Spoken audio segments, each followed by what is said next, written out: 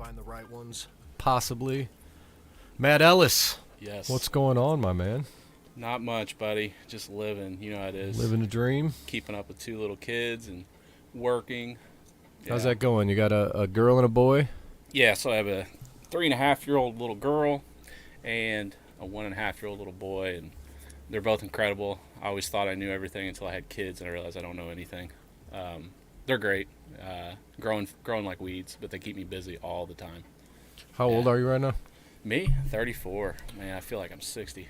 So you think it's the kids that made you feel like you don't know anything, right? And it's not just the age? Because I had a kid around 32, and I always figured, okay, it's the kid, right, that changed me. Yeah. Well, I thought Is it, or is it the fact that I turned 30? Yeah, that's true. Well, I thought, before kids, I kind of had a grasp on life and had my shit together, and I did to an extent, and then the kids spring in, and then you're like, your whole world's completely different. It's a curveball, dude. Yeah. I mean, it's not all about you. Free time, it gets zapped a little bit. So, yeah, I mean, you got to think, when I first started arm wrestling, I was single, wasn't married, no kids, had an okay job. I don't want to say where it was at, but it was an okay job. And, through time, I met my wife, got married, had a couple kids. So all this free time that I had initially when I first started, pulling, it was just like, nosedive. But it's been for the better, because now my personal life is in a great place, and, everything's worked out. So yeah, it got me a nice pulley machine. Man, I don't even want to tell you what I bought that thing for. Yeah, I think I ended up giving $120 for it. Oh wow, so you made some money still. The key of that pulley machine, though, the bad part was I had to get it out of the guy's basement, and he would not help me. Oh Jesus! So that's such a you pain. See how awkward that thing is shaped. Yeah, that thing sucks. Yeah. So, but it was just out of a garage to another garage, so it really wasn't that bad. Yeah, of a move. I wasn't bringing it in the house. I'm like, there's no way I'm getting this down the stairs, not without killing myself. But yeah, I was so pissed off about that. So I train out at his house. He's got that machine, the main pulley machine, though. It's lightweight, but it's like the commercial one, right? I'm like, this is exactly what I need, but I couldn't find one at the time. And he talked about, like, he's never getting rid of it. Remember me? I'm trying to, let me get it now. I'm not getting rid of it. Yeah. So, 6 months, 8 months, 9 months, I don't know what goes by, but I end up going out there. I'm out there with the guy, Dennis, that was training for a little bit. Yeah. And somehow out there, we're talking about the machine, and Matt's like, oh, yeah, I'll sell it, and the guy's like, oh, I'll buy it right now, and then he sells it to this other guy right in front of me. After he told you he's never selling it. Right, he's never selling it. He knew I wanted it, and I'm there. And I'm like, are you fucking kidding me, So this guy buys it, never picks it up, I don't think, right? Like, it stayed at your house? Yeah, he bought it because he hadn't been pulling that long. I think he might have been pulling maybe a year or two. He's a great guy. I just think he got busy with life. He had some things going down. I think, he had some stuff going on, and he just didn't have time. And because I kept asking him, I was like, do you want me to, try to deliver this? Or because my wife kept asking about it. It was out in the garage, it was taking up space. And, he finally was like, no, I just, do whatever you want with it. Or, I'll have somebody come pick it up or however. I don't remember how it shook out, but I remember you came. He hit me up. He's like, you still want that thing? I'm like, you fucking right I do. I totally forgot I sold it in front of you. I apologize. That's amazing. Forgot about that. That's amazing. But I'd be so pissed, dude. Dude, it was a bad. I'm driving home even thinking fuck this dude guy. Just fizzing, right? This motherfucker just rubbing it right in my face, Man. right in my face. Been on the podcast 5 minutes, already pissed off the host. How you like that? Huh? Yeah. But yeah, no, it was a great machine. I loved it. It definitely helped me. Moving that thing was not fun though. Yeah, no, it's solid. I like it. I don't use it either anymore, but it gets used. You got enough equipment in there though. You got your own little gym. He's got it all, doesn't he? Yeah, every handle, all pulleys. It definitely helped build the team. It got people coming. I think the biggest thing was when I just opened it up on those days and said, look, it's just going to be Thursday and Sunday instead of waiting for the people that want to do it. Yeah. Then it started building a lot quicker because it was hard to just get people to train. Well, and like I told you earlier before we jumped on here, where you've taken the team from where I remember it is completely different. When I first started out, there was maybe 4 or 5 guys on Thursday nights consistently practicing, every week unless there was a tournament. So, you now have, on the low end, 10 to 12 people on Sundays, and then you even have a practice during the week now. Like, you've just taken it and ran, with it, and you've got so many great pullers now at different weight classes that it really helps all the guys because you have guys at certain, different levels. And yeah, I would have never imagined a couple years ago that it would have exploded the way it did. When did you start that team? Is this? Let me see if this is it. Let's see. I just want to preference this and say that I didn't start the team. The team was Josh Dale. Is this like the original guys? Is that so? When I first started, John Kloss was pulling. John. He's came here a couple times and pulled up at. I think. I know. So you met John. I've met him.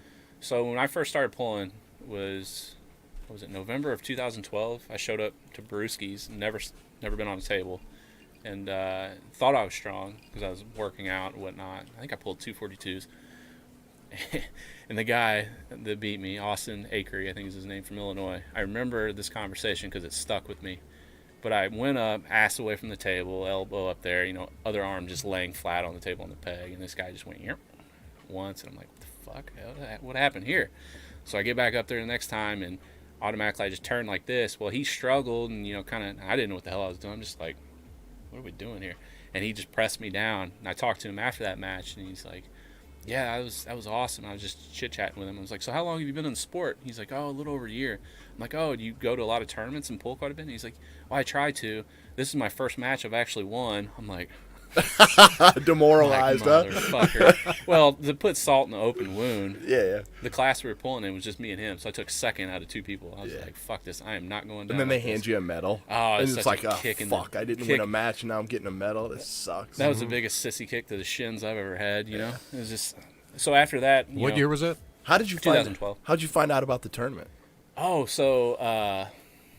what's the Northeast board? The forum. I don't know if you guys have ever checked it out. No, that was where you found tournaments when I first got into it. That was about the only place you'd find them. Yeah, I just Google searched. I'd seen various clips on YouTube and stuff, but then I started searching specific Missouri arm wrestling tournaments, stuff like that. And at that time, there was also a website that somebody on the original team had built out. It was older. Nobody had really maintained the website, but I think I ended up reaching out to somebody on the team, and I never heard back through email. But I found the tournament listings on the Northeast board and saw it was coming up, so I just showed up. I felt like such a turd too because I had my girlfriend at the time show up, and then her friends were there, and it was just like 0-2. You told them all you were gonna kick everybody's ass. Fuck. Well, I told them, I was like, hey, I'm excited to do this. I hope I'm gonna do good. I didn't have any expectations. Some guys start out pulling and they're just naturals, and they just And unfortunately, I was not that way. So after the tournament, I met up with Josh Dale, John Kloss. I think Greg was there too, and we were all on the side table and just started chit-chatting. And, John told me they pull every Thursday at his house over off Mid Rivers in Mexico. And I just started going there, and it was our core group of 4 or 5 guys, and there were some other guys would kind of fill in here and there, but we would practice every single week, and then we would actually go to tournaments together. We'd travel, and we went all over, especially me and Josh, because there for a while, a couple guys kind of fell off. John stopped pulling for a while. 2012, November 2012, and I started practicing, and then I went to Illinois State the following, I guess it would have been January at that time, and still pulling 242s at that time, and had a couple good matches and stayed in it. And I think my first win was down in Tennessee at the Harley Pull. And that was a big tournament at that time because they give away a Harley, so the amateur classes were pretty packed, and won a couple matches I think down there, and I think I went 2-2, and then after that it just snowballed. I started talking to guys on how to train and what to practice, and it just kept going. I couldn't go 0-2 though. I mean, after that first tournament, I'm like, I can't go out like that. Right. That's terrible. You always seem to be pretty competitive at 242. For a guy that pulls 176, it's kind of... Well, I've made 165. So was it WAL? That's crazy. 15 or 2016? Whenever the regionals was down in Texas, I made 165. I would say 16, I think, because 15 was my first tournament that was WAL Was that at Brewski's. Did they have? Yeah. So you were doing the weigh-ins, but Bo and Steve were running the show. I was doing the weigh-ins. You did the early weigh-ins. Forget so much. Yeah. No. Yeah. Because I think I ended up winning. What was it? The 65 class when I was 75 on 75 that year, and then I ended up going to Vegas for regionals for WAL. You had that crazy match with Greg Allen. I had 3 that day with him. That Love was the guy, but I hate my first pulling time watching it, and I'm watching this guy back and forth. I mean, it was the craziest back and forth match. I wish I had it. I looked for it to see if it was videoed. I have it on my Facebook. I'll have to send it to you in Messenger, but It was wild. we had 3 matches that day, and that was one of the first times I pulled Oscar too, and he was in our class. This was Oscar, me, and Greg, and it might have been 1 or 2 others. It was no. My first match with Greg ended up being about a minute, 45 seconds to a minute. Next match, he won. It was a longer match. It wasn't like that, but he got out on my hand and top rolled me. And then that third match, what was it? Over 2.5 minutes. Oh my god! And it seemed forever. And not only that, Dude, it was forever. like it was on this side, then it was on he this had me side, busted. then it was on this back side, and then it forth. was on this, like to It the was- pad both yeah. ways, like 4 or 5 times. It was so crazy. Matt's like lost his shit like this, and then somehow he's back over here, and Greg's down in his shit, and it was like I'm watching it like, is this really happening? And him, like, he's got that poker face too all the time. So even when he's straining, he's just like, what? Right. Like nothing's happening. Greg looks like he's, always just Well, 120%. Yeah. And you got to think at that point, like me and Greg had been training once a week and practicing, for a couple of years. So we knew where each other was comfortable and where our weaknesses were. So it wasn't easy to pull your teammate, especially in that position, because whoever wins that qualifies to go to Right. Vegas, right? Right. So I wasn't losing. I told Greg before that last match, I said, you're going to have to break my arm because I'm not losing. Like, you're going to have to break my arm. I told him. And there's even a point in the match, if you look at the video, his feet aren't even on the ground. He's in a top roll position, I'm holding him up, like flopped over in the straps, like that far from the pad. Like, we're talking Nasty inches. looking too. Like, I was didn't committed. look great. I was actually kind of comfortable for the most part in that. It didn't look comfortable, but because I knew he didn't have that last 1.5 to 2 inches to Right. finish me. I knew he'd have to come back up, and when he did, that's when I'd take off. And so eventually, he had to readjust, and when he started to readjust and come up, that's when I would come to my side. And I think it was like 2 minutes and 45 seconds, or closer to 3 minutes. I don't know the total duration, but it was. I wasn't right going to. That's a long I wasn't in a good spot going to Vegas that year because my elbow was still pretty tore up from it. How far apart were they? Oh man, that Vegas was only like a month later or 2 months. Oh, Can't was it remember. really? It was pretty close, I think. It was later in the year, I guess, because when I found out about that the only reason I found out was because it was a WAL. Yeah. And so they were promoting it. And then when I got out there and talked to you, you're like, oh, they've been holding tournaments for like 15 years here. Yeah. The fuck? Yeah. No, it's that was a fun time, that Vegas trip. Me and Josh went out there, and he did extremely well, and he actually qualified, I think, 6th in our regional, which that was the craziest tournament I've ever been to as far as talent and depth. Like, you're talking 25 people in a class, and you're talking legit. You couldn't hide anywhere in the bracket. Like, you were running into some freaks. And that's when they did I think they'd split it that year. The north, like east side, and then the west coast, and then the Midwest. And just that tournament was just incredible. I mean, you just saw everybody came to it. I watched. If you were pulling at that time and competitive, you were there. I mean, it was just incredible. Was that the regionals or the finals that they put on TV? That was on the live stream. They had it streaming. So they did the regionals in Vegas. I think it was at UNLV, like in their convention center. And so I can't remember if it was a top 6 or 8, but if you finished in the top 6 or 8 in your regional, then they brought you back for the finals. And the finals was the one that they flopped out on, right? But then they ended up putting together some B-rated tournament. No, I think they ended up having the finals on ESPN that year. They did do it. That year they went through. Yeah. So that must have been the year that I think that I did watch Josh Dale. They had it on the stream. They did all of them. That was a crazy tournament. Those brackets were crazy. They had it on a live stream the year after, I know, in Texas, too, because I remember them walking around with cameras and stuff. And Josh did well that year. I think he got 6th or 7th that year, too. And and he made some money. He made some pretty good money. The interesting thing about that Vegas tournament was they allowed you to weigh in 2 days before the tournament. Ooh, that's nice. Well, if you're cutting, that's nice. Unfortunately, I was pulling 195 that year, so I didn't really didn't cut. care. No, funny story.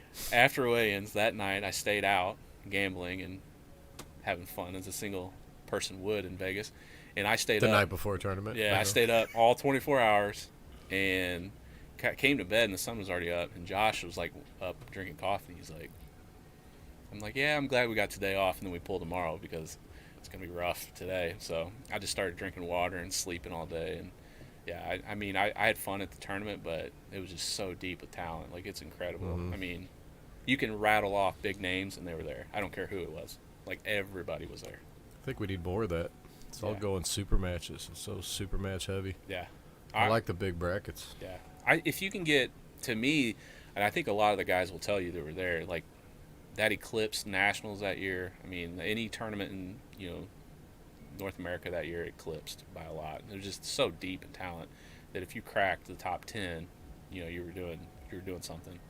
So, I mean, they only had I think 3 different regions. So the classes were deep, and they didn't give you a lot of rest time. They were just running through the class, left-handed, and then they go to right-handed all the way down to, I think, like top 4 or top 6. So, I mean, you had to be ready and stand around the table the entire time. Mm-hmm. And it was fun. It was great to be able to see all these guys that you had seen on, YouTube or TV or even local tournaments here and there. But just the collaborative, all these legitimate pros that have been doing it for years, just battling it out. It's incredible, I feel like if you win that too, that proves so much more than some one-on-one. Yeah, I think you're going through that bracket, whoever wins, you won. Yeah. Yeah. Yeah, you obviously gotta deal with more styles, more. Yeah, sure. There's some luck of the draw and a little bit of that, but in a bracket that's that deep, right? When you're 24, 29 deep, of anybody could win. Yeah. Well, I mean, you're the best coming out of there. You're the best. That's the thing that I think is interesting about tournament pulling versus super match. Like, I enjoy super match because you get to prepare for that person specifically. Obviously, unless you take a short notice. But with a tournament, like especially like that, you don't know who's going to show up. Like, unless you've just studied everybody, which, is a little different now because YouTube, there's so many matches all over the place. But back then, like, it wasn't as heavy, like, on that. You just had to, like, talk to people and ask about that puller and, how does his hand? Where should you go? What's his, things like that. And to me, it was so impressive to those guys that, were getting top 4, winning. Just think about how many matches you had to pull to get to that point. If you get tied up early, you're screwed for the rest of the bracket. End of it. Yeah, yeah. Could be. But yeah, 2012. To give you perspective, I got into the sport right before the UAL took off. So, I think at the time I started out about the year, I pulled amateurs for about a year, and I took a year and pulled amateurs and pros, and then went pro the 3rd year. And about the 2nd and 3rd year, Travis was doing a big series with his NAL league, where it was like $50 an arm, and you had to qualify, local tournaments, and then you go to a big one. He ended up throwing the kibosh on that because the UAL was starting to come around and getting hot and heavy, and they were throwing some money around. So I think he shut the door on that for a little bit, and then that's when everybody kind of jumped on the UAL board, which they did. Robert Drink, I'll say this, and Bill Collins did some great tournaments. They promoted the sport, and to me, they are the originators, at least in this generation of pullers, of bringing money into the sport and really starting to supplement, the guys and making some good money. I mean, obviously there was tournaments and stuff before, but it was kind of a one-hit wonder type deal where Drink and Bill were trying to do it consistently, with big tournaments. Unfortunately, WAL wasn't far behind them, so it kind of didn't work out for the duration. But yeah, I think Oscar said his first tournament was UAL, and then the second one was the one that I went to was WAL. Yeah. So it was probably right in that transition because I didn't even really know UAL until afterwards. Yeah, they had a lot of good pullers that pulled in their league, and they threw quite a few good tournaments. It was just, unfortunately, with the UAL, they didn't really come, to the Midwest. I mean, they were on each coast, but I don't even know if they really came down south. I don't remember if they ever threw any tournaments in the southern states, but I think that was kind of one of the things that kind of kept them from really growing, because there's so many good pullers in the Midwest and in the southern states. I think they kind of missed. He's the out of mark. California though, right? So Yeah. it's hard to get anywhere. Yeah. California, you're just. And I've heard nothing but good things about him, and Bill, obviously, who's been around the sport forever. But I think timing was the biggest issue because, like I said, it wasn't far after the UAL was really established that WAL kind of came along, and the WAL was brought on because of Game of Arms and all of that. So there's about a 2 to 3 year window when a lot of money started getting, supplemented into arm wrestling, which really, in my opinion, changed the trajectory of arm wrestling from tournament pulling to more of a super match style. So even that far back. Yeah, I mean, and you had tournaments like the Mike Gold Classic up in Canada. They would do super matches before their tournaments. I think it was before. I don't think it was after. But they would have guys come up from the United States and pull some of the good pullers in Canada or from wherever. And there's multiple super matches. With like Devin Lorette and Ron Bath coming up there. Marcio came up there. Travis went up there, and he. Up in Canada, he had a super match format that was going on, and then he would have the tournament, and they always have great numbers up there too. I mean, Canada, they love arm wrestling. I don't know if you've ever checked out how many groups up there arm wrestle, but there's quite a few, and their groups are big. So I don't know much of anything outside of the United States. You better. Arm wrestling is global now. There's so many people involved. If I can focus here, I'll start here. Yeah. I got Alex for the everything else. Yeah, well, that's the thing is you got to think over in Europe, it's a whole different world over there for arm wrestling. Here, it's a hobby. Over there, it's a lifestyle. They take it serious over there. I met kids doing it. Yeah, it's in school. They're training them, and you get government subsidies in certain countries, what have you. If that was the case over here, it would be a lot different as well. Yeah. And I've heard this argument too, which is interesting to me, that people always want to compare, the U.S. versus Europe. Well, you're comparing a country against countries. Right. You know what I mean? Let's do country for country and see what it shakes out. Right. When you take the whole European nation or continent, and you're comparing one country to that, of course they're going to stand out. But if you do it by country, it's a lot more competitive. Yeah, size-wise though, aren't we about the size of Europe? I don't know. Don't ask me those hard questions. I'm not here for hard questions. I really think the bigger thing is how many sports we have that pay money. Right, 100%. I mean, I swear we got NFL and NBA guys that would be phenomenal arm wrestlers. Yeah, I don't know about NBA. Definitely NBA. These guys are huge. They're tall. They're lanky, strong. That could be an Achilles heel too. Yeah, but NFL for sure, regardless. Yeah, NFL for Rugby. sure. I mean, I don't know about rugby. I don't know how much they're getting paid, but yeah, I think they're getting paid pretty well over in Europe compared to here. And there's been crossover tournaments and stuff with NFL players and the MLB and stuff like that. Just promotional type deals, and I'm sure they're strong like anything else. But arm wrestling get paid. Yeah, I mean, and I hate to say it, there's some money in arm wrestling, but until the day that your elite pullers can all just pull and not work, there's not money in it. And I think we're getting to that. We're starting to see that trend. No. But I think it's going to take a lot more supplemental income before We'll never get there. You don't think so? Mm-hmm. I think we will. No, they're going the wrong way. Well, I mean, a lot of people thought when the WAL came around in UAL that, that was a turning point because we made it on ESPN. And arm wrestling, I think, comes in spurts because it was on ESPN before. The Mohegan Sun tournament, was on ESPN. And I just think it needs to find that avenue. And maybe YouTube's that avenue now. Live streaming and where it's like a pay-per-view situation, like what's been going on recently. I think it's a great opportunity for people. But nobody will unite. So the problem is it's all separated, right? Yeah. I mean, but you're going to have that with any sport, though. I mean, there's never one person governing everything. I mean, there's somebody. No, but whoever's winning has to rules. be far enough ahead that they can do it. Yeah. Like the UFC. Yeah. There was other organizations doing it. Yeah. They did it. Well, and that's the weird part about the UFC is they need those other organizations, right? They need those filler organizations to grow prospects and you know what I mean?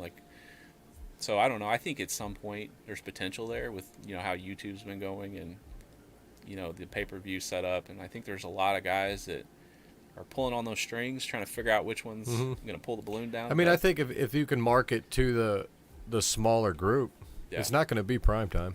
Yeah. You know, there's never going to be, you can't do a Super Bowl Sunday for an Yeah. arm wrestling match. Nobody's going to care. I think you can't market it that much. But there's 3,000 people that'll really pay attention. the hard part with like marketing a tournament on TV is you have time restrictions. You know, you're only having, you know, a 30-minute slot minus commercials or an hour slot minus commercials.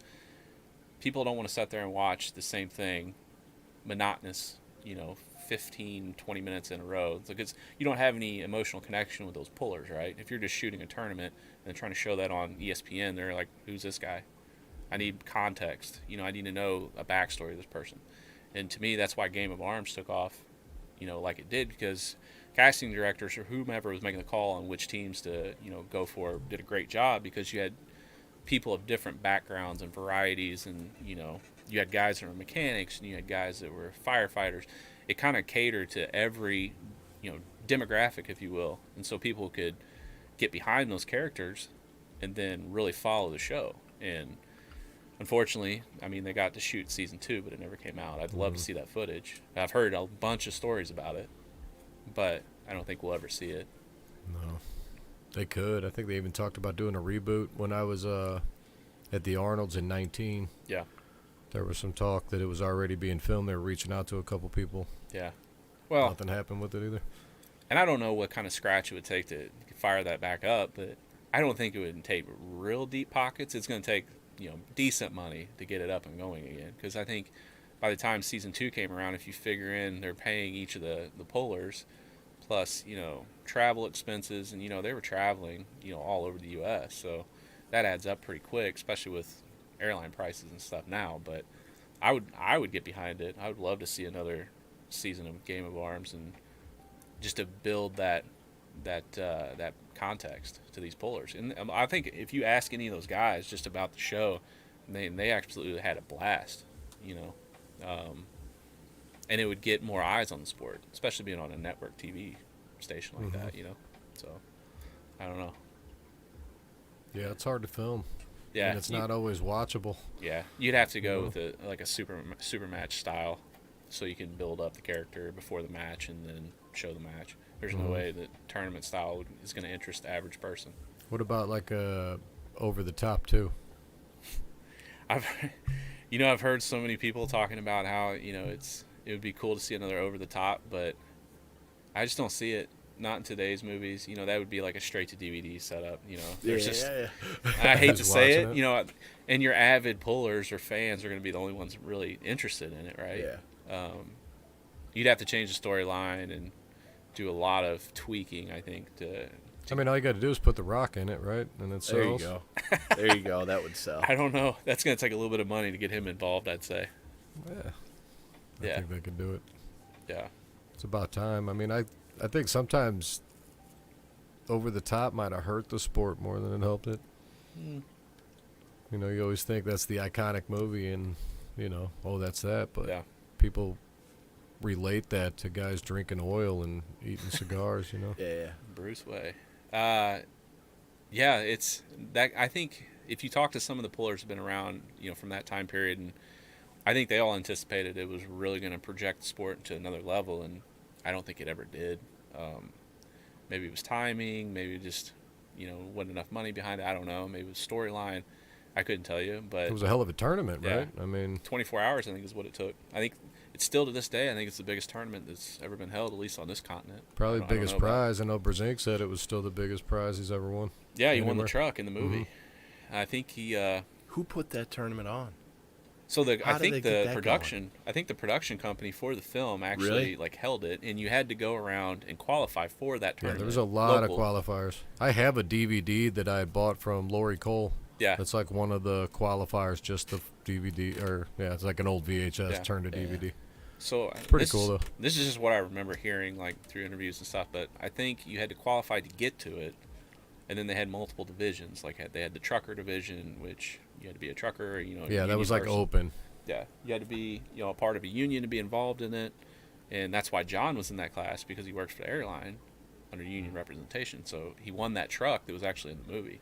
And I think if I remember right, he said that he leased it out to either his dad or his stepdad. I don't remember the situation, but leased it out for about a year and then sold it and bought a Corvette. like a brand new Corvette. So That'll work. Yeah. A little more practical. Right. It's kind of hard to go on a date and right. an 18-wheeler, but yeah, he wasn't even a trucker. Yeah. But yeah, it's I don't know. I don't know if a movie like that would really take off anymore. Yeah.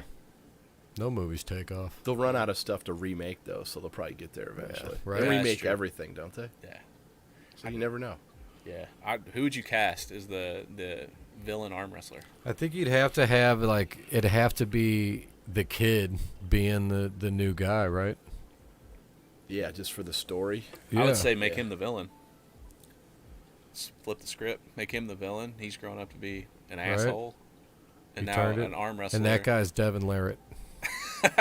So the son's grown up to be The Devin son Larratt. has grown up to be Devin Larratt. That kid right? hit a growing spurt because That Sylvester Sly's Stallone's only fucking- like 5'8", right? So Yeah, but they always make him look bigger in the movies. yeah, that's true. They just make Devin look smaller.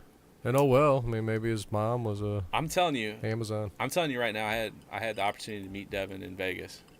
Me and Josh were coming out of the. We're coming out of, I think it was, I don't remember which hotel or casino we were in, but we were coming out of the elevators, walking into the casino. And I kind of look around, I'm just looking around the casino, and I kind of look over my shoulder, and I see this guy coming, 6'6", 6'7", 6'8", however tall he is. And I kind of nudge Josh. I'm like, I think that's Devin. And he comes up behind us and puts his hands on our shoulders on each side, and like. Has he really seem that tall? 6'7", 6'8"? He's pretty tall. I think he's like 6'5". But. Yeah, well, and he looks so much bigger, especially when he's 300 pounds. But he put his hands on our shoulders, and when he put his hand on our shoulders, I remember his fingers. His fingers came like all the way down to the middle of my chest because his hands were so fucking big. And he said something, I can't remember what it was. What's up, Twisted Sisters, or something bullshit like that. We're like, oh, how's it going? I guess he saw we had our WL shirts on, and we were asking him about the tournament, what he thought, and like, how you think it's gonna go? And he's like, fuck, I better win. That's all I know. He's like, I came here, I better win. He was a super nice guy. Met John Brzenk there too. Yeah, I still haven't. I'm thinking about going to Kentucky Muscle. Yeah. Since he's going, and he's going against my boy Pablo. Somebody tell Denise to get the left-handed category at Kentucky Muscle. I've always wanted to go, but it's always been right-handed. Well, I mean, that's the Arnolds. They have. You're Kentucky Arnolds. Muscle's a qualifier though, so they always have. I don't. Yeah, know. but they do left-handed at Kentucky Muscle. Yeah, but it's not a qualifier for Arnold, so I always wanted them to pick that up. They won't because of the time. Yeah, I know they're on such a congested time frame when it comes to Arnold's. Yeah. But is it going to come back? Do you think the Arnold's is even going to be what it was after what happened? I don't even remember what all happened. He spouted some shit off. I know politically based, wasn't it? I didn't even think about that. I was just thinking about the whole COVID thing and the fact that it's shut down in 20, then they didn't have it in 21. I mean, you're talking the last time I was there was like 180,000 people there. Yeah, I don't know. It was ridiculous. So can you get that many people in the same place? Is there going to be restrictions on that? Well, I was going back to, I know he made a statement publicly. Yeah, I know what you're talking about. I don't know if that affects it as much. I guess. Well, I mean, sponsorships. Yeah. He's got a lot of sponsors there. So if it goes from 180,000 to 30,000 people there, then what does that do for the arm wrestling event? Anything, or is it just the same event? Or does it lose luster then, and now it's not the same as winning? I don't know. Winning the real Arnold's when it was the Arnold's. I mean, you're going to hear that regardless, though. I mean, that's always going to be, like, this isn't the heyday, that was the heyday. You're always going to hear that shit. But in my opinion, arm wrestling's at a precipice now where you've never seen it. Like, there's so much talent in the sport that, I think people have evolved. There's more information out there. You can get online and, through social media or YouTube and really look at your opponents multiple times over and have a game plan coming into a tournament, where before, like, you just kind of had to get up there, grip up, and figure out on your own or talk to people, So I think there's a lot more people involved in the sport than before. I don't know if the classes are still as deep as what they were before, but, I mean, you're always going to have a revolving door, new people coming in and people leaving for a while and coming back, and that's always going to happen, because life happens. So it does seem bigger now than when I got in, as far as even people staying in it. Well, just like we were talking, there's so many people that don't even pull, but they're consistently fans. They're in it, watching it. Yeah, got shit fucking opinions on what's going on, but I see some of these mouth breathers on Facebook, and they're fucking ignorant. I love that phrase. Mouth breather is one of my favorite. Yeah. Oh my god, that's good. Bunch of window lickers. That was going to be the one. I was in my head. I was like, that's like a window licker, right? Well, it's just, I don't mind if you have an opinion. You're okay to be entitled to your opinion, but don't say that a guy is going to lose 6-0 when you've never seen the guy on the table or met the guy or really know anything about him. You're just going off of fucking film that you've seen on YouTube that's from where they're practicing. Or it's their buddy. It's fucking practice. Right. Like, I know him. He's definitely going to win. I've heard that so many times. Well, I've watched this video where he was practicing and he did this. It's fucking practice. Mm-hmm. I don't care how hard you're going. It's still practice. You're not going to have that same intensity that what you would at a tournament. I don't care. Unless you're pulling somebody that you want to make a statement against, that's the only time you're going to have that same intensity. And even then, I still don't think it measures up because you're not in that spotlight. So, Yeah. I don't know. It's not that same adrenaline. Yeah. And I think the one great thing that Devin has done and teaming up with Arm Bets is that's going to continue to bring more people into the sport too that don't necessarily pull, but they're gambling people. Mm-hmm. You know what I mean? Like they're going to want to be involved and see that opportunity. How have you done on there? I know you've made some. You've had some action. Not today, IRS. Not today. Gotcha. Can't tell. I plead the fifth. No, I've done pretty well. I think I've only lost. Let's not talk dollars. Let's say record-wise. You've probably lost money. Yeah. You've probably lost money. We'll say you've lost money, but what's your on record? arm bet? Yeah. You just got raked. That's all. What do you mean? Isn't that the staking? Yeah. So you're staking the athletes, so they get a cut, which I'm totally cool with. I want the arm wrestlers to get a cut of the money because you're staking them. You're not betting on them. What's their cut? Because I think you I get don't know. paid $171 off a $100 bet. Yeah. So typically you're making, depending on how they set the stakes, you're making about 30% return if you win. So the numbers I'm playing with are not quite a house payment, but about a vehicle payment. I'll put it that way. So decent money, and I've only lost, I think, in the past year and a half, 2 bets. One was a local one, so it didn't have anything to do with arm bets. And the other one, I think it was 3 arm bets, and it was Tom Nelson against Derek Smith. I had to bet on my boy Tom Nelson. You are a Tom Nelson He's fan. the man. Right? He's the fucking man. Can't beat him, choke him. So you went with your heart on that one, not Fuck yeah, he's the coolest. I'm telling you what, you meet that guy, and he's legit everything you anticipate. Super nice. High intensity if he's at a tournament, but just down to earth, just a great dude. He was one of the first guys I met from, like, the West Coast that had, traveled. And, yeah, I got a chance to talk to him. I think I talked to him in Vegas, and, yeah, he was super nice. And it was funny because he thought he was done for the day because they had made it down, like, top 6 or 8 in the 225 class. And then they called him and John Berzink to pull left-handed. And so he had to, like, re-gear up to go pull John left-handed. I remember that because we were just talking. Yeah, super nice guy. He only pulls left, too, doesn't he? No, he pulls both. Does He's he? legit both. And he's been around What's the he sport. weighing right now? Tom? Yeah. I think he's been pretty consistent throughout his whole career, anywhere from 200 to 225, and he might float up a little bit heavier if he's. Because I know he likes to go Should see camping. if he wants and Joe Fox in Vegas. Joe Fox, is that guy from Canada? Mm-hmm. Yeah.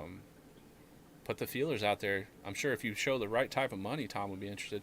I know he's probably going to be on the warpath in the next coming year.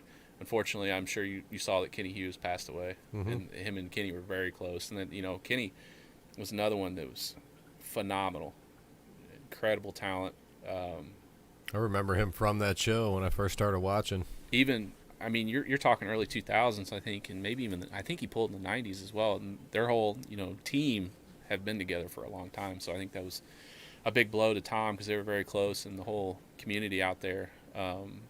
Unfortunately, I never got a chance to meet him, but I watched him pull. He was so versatile, versatile. He could switch in the middle of a match or in the setup like that and take it in a completely different direction. But I remember seeing on the forums, the Northeast Forum, the Northeast Board, and just hearing people talk about him. When he first started out, everybody assumed he was going to be the next John Berzink because he was just whacking people, and nobody knew who he was. But I would say Tom is going to be on a mission in the next year or two, and really going to be on a different level. So, yeah, cool guy though. What do you think about this betting in arm wrestling? Love it. Yeah? Yeah. You don't think it's going to cause an effect? Because I have this theory that it just can't work because there's no money in arm wrestling. I think that If there's more money in the betting, game over. so. There's a couple ways I see this going. So they'll continue to stake these big super matches, and it still progresses, and then the numbers get a little bit bigger and inflated. And what you're eventually gonna, what I always think about is there's always gonna be potential to throw a match. Mm-hmm. That's what I mean. Yeah. Like, it can't be real anymore. I'm gonna be 100% honest with you. Like, if somebody came to me and I'm getting staked $10,000, and somebody wants to give me 30 or 50,000 to throw the match, You're losing. I mean, there's a good chance, depending on who it is and the situation, obviously, because, you know, a lot of these super matches, there's no title on the line. It's, you know, for bragging rights, and a lot of them are, you know, for rankings and stuff, so it's a little different. But, you know, you start throwing around 30 to 50 grand or upwards of that. That's quite a bit of money for certain I'm taking people. that loss and I'm making it look good. Yeah. I don't think that would happen with most people because arm wrestling is so unique that I think everybody's it would competitive. happen with 99.9% of everybody. I think 100% of people 100% have a has to. dollar amount that Yeah. they would take to Everybody's lose. got a dollar. It's arm Yeah. wrestling. Yeah. Everybody's got a dollar amount. You just got to find As it. soon as it's more, you can make. It's like when Travis said, you know, the day I'll arm wrestle is the day that they pay me $1,501 to arm wrestle because they're paying me $1,500 to talk on the mic. Yeah. And Right? He'll take $1,500 to win Yeah. or $1,501 to lose. Well, and the thing with Travis is he's so good on the mic too. Oh yeah. Like, he's probably the best, in my opinion, on the mic when it comes to drumming up crowds and, you know, keeping people entertained and keeping things going, keeping things moving. Right? There's no downtime. He's consistently talking. You know, keeping the crowd into it. And, you know, I've worked with him before, like the motocross, supercross thing that WL used to do. You know, I worked with him a year or two there, and he was so good at just stirring the crowd up and getting them to come over to the booth and, you know, participate, that it's pretty incredible. And he was able just to bounce back and, you know, talk to him on the mic and then jump on a table real quick and just consistently doing that. And that can't be easy, you know, trying to handle all those different facets. But yeah, that guy's something else. No, he was at the last NatFit in Kansas City, and he did the brackets. I think he had to fill in the brackets like last minute because they had a problem with the computer, so he did all that and ran the mic, and it's definitely there. I'm not sure if it's worth $1,500. Yeah. But, I think it all depends on the size of the tournament, honestly. I mean, yeah, it's definitely a bonus for sure. I mean, to have the name and somebody that can control that. I hate being on the mic running that, especially running the brackets. I wouldn't mind kind of a pain. You know, commentating and running the mic is one thing, but trying to handle something that takes attention to detail like the brackets, even if it's like a program on a computer, you still got to keep up with it. And especially if you have multiple tables, that can be a shit show real quick. You know, that can go south. You know, if something happens, you know, something happens on the computer or whatever. Whereas it used to be you just had a pen and paper and you just scratch shit out. And you had two people sitting there doing it. So. That's what happened. The computer went down. He pen and papered it up and ran them. So yeah, fucking Travis. I'll be curious to see what ends up happening with him after his match with Brandon. I'm curious to see if it lights a fire under his ass, or if he just stays with promoting. I think it'll light a fire under his ass because he doesn't like losing like anybody else. So. yeah, at least I hope so. It'll he got paid a lot more. Yeah, like we were just talking. Yeah, was that a pay-per-view deal? Yeah, I'm Probably sure got it was a few. staked. Probably got a few more pay-per-views. Well, he mentioned on I don't know if he was talking to Paul Italia on Paul's YouTube channel or if it was on Travis's channel, but I think they sold, was it 2,000 or 2,500 pay-per-views for that tournament. So That's legit. Yeah. And it was at $4.99 Yeah. per pay-per-view. $5 a piece. Which, I mean, $5 is cheap. I think that's a good price point. They nailed it on that one. Yeah. Yeah, you can't go too much above that, or you're gonna. No, I mean, people throw Who was away. that through? Who was doing the pay-per-view? Was it one of the YouTube I think it was through things? Ryan Bowen's channel. Okay, so it was just a YouTube. How So much how- is YouTube taking out of that, though? So I think it was like a subscription type setup to where you had to like subscribe to his channel because they have different level of subscription on how it was set up. At least I don't know. I didn't sign up, but like a certain level it was $4.99, and you know you got his content exclusive, you know, for a year or whatever. But you could always unsubscribe afterwards. So you had to go in and subscribe, pay your $4.99, and then you got the feed. And you got to watch super matches, I guess. I think it included the tournament, but I think they've hit something there that'll definitely work. We got another one tomorrow, right? That's a big one. Another super match? Yeah. Ingan Terzi. Another You know he lived in. You know he the lived, East-West, the John Brzezinski Yeah. in this one? Yeah. I think it starts at 10 in the morning. I think that's right. Yeah, 10 in the morning Central Time. I think. Yeah, Hutchings, Chance Shaw, Brzezinski. That card is There's deep. a bunch of Oh, shit. dudes. There's like There's a bunch of 16 dudes. matches, I think. Yeah. Or 16 super matches. Damn, we should have done this shit tomorrow. Done the podcast through the 16 Well, we matches. can. I mean, that is a deep lineup. So many great pullers. Ingen did a great job putting that together. I'm sure it wasn't easy with logistics, getting all that. Yeah, all those different countries and. Just got to get the people over there, so he sets up the people and then flies them in, and you know. I think they'll get a return on their investment on that one just because of who they have involved. I'm actually interested in that Herman Stevens and Schoolboy. I think people are going to figure out who Herman Stevens is. I've known of him for a long time, and I think people are sleeping on him because of Schoolboy's presence. Yeah, you know what I mean. As of right now, and don't get me wrong, I don't necessarily think it's going to be lopsided, but Herman's no fucking joke. No, and he's going to know where to go. He's so smart on the table, right? So. Yeah, he's legit. He knows where Schoolboy's going. And see, that's the thing is I haven't But really. he's huge compared to him, man. I haven't really seen Schoolboy go into a hook. Like commit, like he's a top roller, obviously, but I haven't seen him in a long drug out match. You know what I mean? Like nothing that like is draining like some matches. So that's why I'm interested to see if. Yeah, but is Herman going to take him there? I think he can. I think Herman would probably prefer to not do that because I think it's going to be a close match inside. I think Herman's got enough to beat him inside. Outside, I don't know. I think it's going to be close. I've always been a Herman fan, though, because he's, he tells it like it is, and he's been a great puller for a long time. I think a lot of people don't give him enough credit, to be honest with you. I think it's definitely going straight to the straps. Yeah, and I don't. What rule set are they using? Do you know? I would assume WAF. WAF, okay. I mean, if it's East versus West, I can't see him doing anything weird. I think out of all the matches that interest me the most, if it's WAF rules, is going to be that Michael Todd match. Because he's supposed to win 6-0 as a shutout stake. Michael Todd is? Yeah. Over Gennady.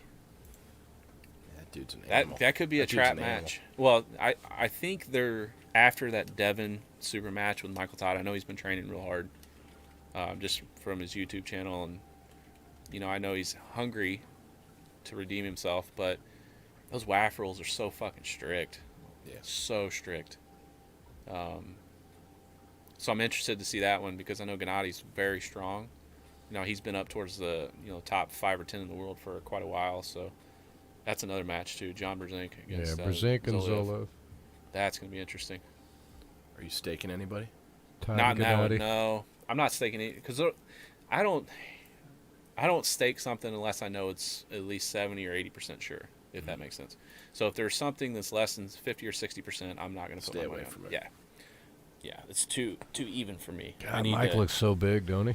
He's a big man. Have you ever talked to him? Yeah, I saw him at Peruski's. I thought he wasn't as big as everybody was saying. He's a big guy. I see him down at the Worlds too. He was in Orlando. Yeah. He's a super nice guy. I've never personally met him, but you can kind of tell he's down to earth. Who's this? Very supportive wife. I don't know this Arif Erdem. What's that? This guy, I don't know. I told you, anywhere outside of the United States, I'm a dipshit. Who's Ermi supposed to pull? Oh, is that somebody new? I don't know. Well, that's Ermi's there on the right. Jesus, that guy's head's huge. Why are those different? Oh, are they over Man, the top here? Huge. Scroll up for a second. Go up above Ermi's. I think the guy on the left that Ermi's is pulling, I think he's pretty legit. I don't know enough about him. I hope all these people are legit, right? Prudnick he's looking really thick. Super thick. That's backwards, right? That's Prudnick, right? Yeah, that's Prudnick. He's a monster. They got this shit backwards. I don't like it. Herman's mustache on point. Oh, man. That thing gets any bigger, it's going to need its own fucking zip code. Fucking Hutchings. That one's interesting. That guy he's pulling is pretty big. I think he's kind of taller, a little bit longer in levers. So I'll be interested to see. Angie Rose don't get her pick on here. That's messed up. They didn't make it out there yet. Yeah. Ron Bath. He's pulling both arms, I think. Well, if Ron sent his pick in, then I don't know that guy either. He's another down-to-earth guy I really like. Breida? Breida's come a long way. His left is stupid strong. Chance Shaw looked fucking huge. Is he at 300 pounds now? Dude, he had to be. Has to be. The He's getting last up there. picture Has to I be. saw, he was fucking gotta be 200 jacked, pounds. dude. He's came a long way too. He's still so young that he's got Yeah, a he long is. ways to go. There's the other arm, I guess, for Ron. Yeah. Fee is legit. She's so tough. Yeah, Oleg Zelk, too. Shit. I'm happy to see Oleg back because I know he had a long road to recovery. He after might lose that that match, crash. too. No, I don't know. no. If it's left-handed, yeah, Well, he ain't pulling right, I don't think. yeah. I'm definitely interested to see the results of that card. And like I said, Ingen did a great job putting it together because there's so many people involved. Bam. I bet you didn't know go. it, but did There you know? it is. Go buy it. Did you, yeah, there you go. Was it February 1st through coresports.tv? $9.99. That's actually very cheap for the amount of matches that are going to happen. It's less than $1 a match. Yeah, €8.99. Isn't that euro? Yeah. Yeah. Ingen lived in Missouri for a while. No shit. Long time ago, clear back before I pulled.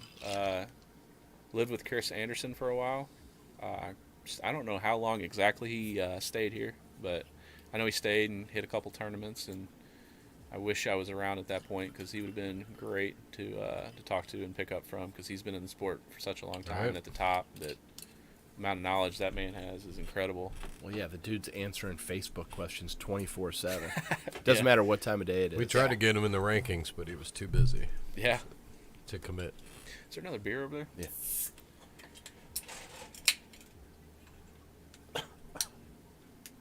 So, you do a little bookieing yourself, don't you?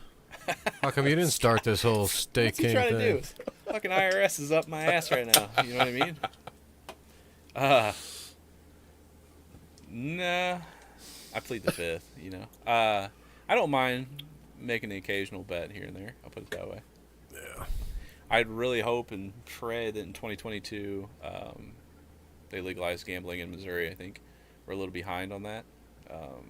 There's a lot of states that have already picked up online gambling, you know. And, Yeah, dude, I drive across the river just about every week. So right. yeah, You know, there's so much money potential there if they. Cause I know it was on the docket before COVID happened, and it's just crazy to me that they haven't passed it yet in legislation. But I think once it You does, can't gamble in Missouri? no, not online, not No. like on FanDuel's or DraftKings or anything like that. no.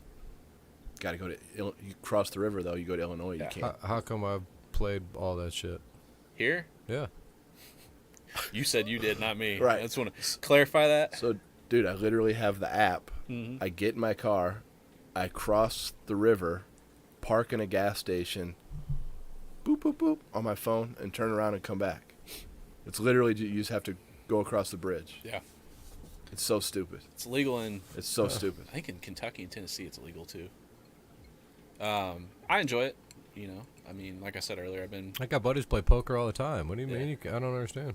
Sometimes because it's not regular. Just get around it? poker can be like, a lot of those poker sites, I don't know about now, but they were like Offshore. run through the Cayman Islands Yeah, or offshore. type Yeah, of he was deal. getting paid out and everything Yeah. still. Yeah. I definitely watch the lines and stuff on those different sites before I decide if I want to put some money down. So I'll check multiple lines, just see line movement, understand, you know, up to that day what's going on. So I also played that best ball. That's like fantasy, Yeah. right? I think you can do fantasy, but you can't do like straight bets. That's Oh, that's okay. true. Yeah. You can do fantasy. So that's what the FanDuel is. Yeah, so they It's have fantasy, that. so So that's yeah, why I they was have getting away with it. They started with fantasy, but now they have the sports They book have too. They have an actual sports book. Oh, okay. That's why I'm like, I don't know. They just let me bet. I Yeah. didn't have to go across the river. I the- just sat right the here. fantasy you can do in Missouri, Gotcha. but yeah, you can't like bet the Cardinals to beat the Cubs. yeah, You can't do I that. gotcha. I do that, but I do it on this like penny site thing where it was like free money and they give you $1. I don't know. I'm up to like This 20 guy's bucks. got more viruses on his fucking computer than you Alright. shake a stick at. Oh no, I've been doing it forever. Like I said, I can cash out now. Yeah, I got like $20. I'm balling. Right. nice. Yeah. No, You got to work it up. I got $2 on the Rams. I don't want to say that I win all the time, but my win to loss ratio is pretty good. I can supplement my income every week, so No shit. a lot of research. I would be. What like sports do you play? I focus mainly on NCAA football and basketball. Ooh, March Madness coming up, huh? They're gonna actually do it this year. Yeah. I missed it last year. Yeah, Right. I actually had the kids involved in everything. The whole family was betting on it, and the kids were watching and keeping up with their brackets. I kind of slowed down. I beat them all. I actually slowed down a little bit through March, just because the swings are so much bigger. It's a little bit more unpredictable. Chaos. Yeah, I don't like betting on something I can't, at least have a slight edge in. And by that I mean because you see so many upsets in March that you can lose your ass pretty quick in a couple bets. But I'd say if I get ahead and put a percentage on it for this year, I'm probably at a 35 to 40% profit. So, damn. So I'm doing pretty good. I mean, I've had my down weeks and my up weeks, obviously, like most, but yeah. So what's the lock for the Super Bowl then? You gotta give here people we go. a little update. Here we go. No, that's another one. I don't bet NFL. You know what? It matters. I feel like the NFL already knows who's gonna win. Here we That's go. what I feel. We're gonna fire up some conspiracy theories here. That's Bill's wheelhouse. Fucking yeah. I mean, honestly, like, come on, man. It's the fucking Bengals and the Rams. What's the those are not the two best teams. Yeah. What's the spread right now? Rams -4 and 48.5. 48.5. Yeah, I think I had them at -200. Yeah. Or 240. Yeah, I mean, I'm gonna be honest with you. I'd probably steer clear of it, just because it's such a toss up. Because I anticipated the Chiefs being in the Super Bowl. Obviously that didn't happen. Yeah, they should have been. See, I'll make all the nonsense plays on the Super Bowl. Like, I'll bet the coin toss. I'll bet over under how long the national anthem's going to be. Yeah. And see, I enjoy the prop bets. Just throwing $25. Oh, yeah, it's just nonsense. I'll bet 50 of them. Look at Tampa Bay won last year, right? Yeah. Yeah. Was it Tampa Bay? Went Chiefs and got Brady. Went and got the new quarterback. Yeah. Star quarterback, right? I can't believe he retired. I thought he'd want to win another one. Had the stud receivers that got hurt so that the Black Duck could, shine. Antonio Brown came up. All of a sudden, he was a star, right? And flipped out. Yeah, I think the Rams go get Stafford. thinking about that. All of a sudden, they come up. Who do they got? They got Odell Beckham. Yeah, right? He comes up at the end. They get their guys. Robert Woods got hurt, didn't he? Yeah, Woods is hurt. So Beckham gets to step up. Like, it all just seems kind of like a really good for the storyline, don't it? Don't it? It's a good storyline. Well, it's definitely a good story. You don't want a boring Super Bowl. How Absolutely does that sound? not. Well, and here's the thing. There has been lopsided money put into professional sports since the turn of the century, 19th century, right? You had the Black Sox. They got paid to lose. I mean, you've had Pete Rose. It's sports. Betting on his own team. It's money. Yeah. You know what I mean? And there was rumors at one point, I know this, that there was rumors at one point that Michael Jordan was betting on his basketball games, and that's why he went to baseball for a while, to get rid of the heat. But I don't know if that's true. That's just, I've always heard that rumor. But I think if there's ever any potential for somebody to make extra money, guaranteed, like, they're always going to think about it, Did you read the Tim Donaghy book, that NBA ref? No, I've seen a bunch. One. Yeah, I've seen a bunch of his interviews, like where he talks about it. But just like that, like he can sway a game with a couple calls. Oh, easily. Key calls in a certain. Can and did. Yeah, totally did. Can and did. Yeah. Well, there's a certain element that kind of hangs around those type of crowds, for a reason, because it's if you can sway even a point in one direction or the other, that's a difference between $100,000 or losing your ass. Right. So it's that's why I kind of stick to NCAA, because I feel like it's a little bit more predictable than professional. Yeah, it's probably a little less swing. Yeah.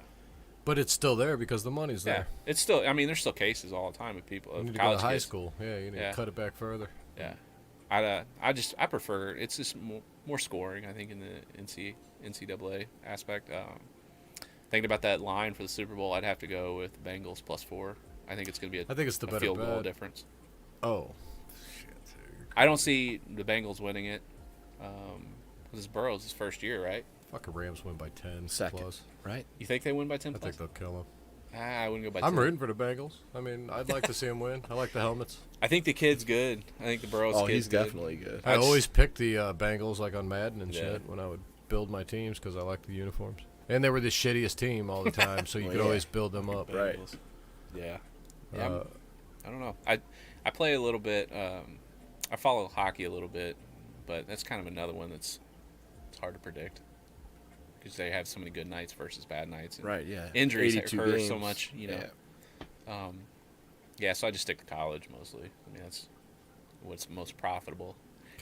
College football, college basketball, Yeah. just any college. Just those two mostly. Yeah. Fuck, I can't bet year round. I'll lose all my hair. So you might be a good guy for me. I just joined this Dynasty football league. Right? And it is fucking in-depth as shit. Oh, yeah. Right? Like 25 contracts or some shit, 23 contracts we can hold. Right. Right? And all this shit. So I played fantasy for a long fucking time, right? 20 years or something. 20 years? How old are you? I'm 42. You're 42? Yep. Actually, it's been longer than 20 years then. I've been playing since 99. Yeah, 23 I never would have years. guessed you were past your mid-30s. Thank you. Yeah. I appreciate that. Look at me. Am I blushing? Shit. So, anyway, like I just put it away. I don't do fantasy football till fucking July or August. And then it's like cram in. I know what's going on. And then I just watch. Now it's like all year long. I need to pay attention to rookies. Yeah. Right? You're the man. Right? You're the rookie man. I don't know about Yeah, he all knows that. college. You know He knows college. I don't know college. I need to know who the fuck am I supposed to pick up as a rookie Man, that people ain't going to pick up. It's think- going to be the shit. That's another hard one, though, because you don't know if their game's going to translate to the professional level because you might have a standout You kid. should. I mean, hypothetically. That's why I'm coming to you. I should. man. You know more than I him, don't though. know. Well, I mean, maybe You're to an supposed extent. to know. You got the knowledge. But That's what I mean. But what I'm saying is, You're my man. It's a different level, right? So, as you get up that funnel, There's got to talent be level math to rises. that, though. There's got to be stats that you're saying, okay, the people that do succeed yeah, from college in this position have to have This, these. this. right. Yeah. These guys don't have that. He's doing great in college, Right. but he's not going to fit this Yeah. category, right? Yeah, I mean, you're gonna have that percentage where they're gonna have a solid career, above average career, but that a lot of those kids, depending on where they're coming from and their background and where they played, like that can change on a dime. You throw 20 million at them, their lifestyle changes overnight. Right. But That that's part of the affects them. game, though.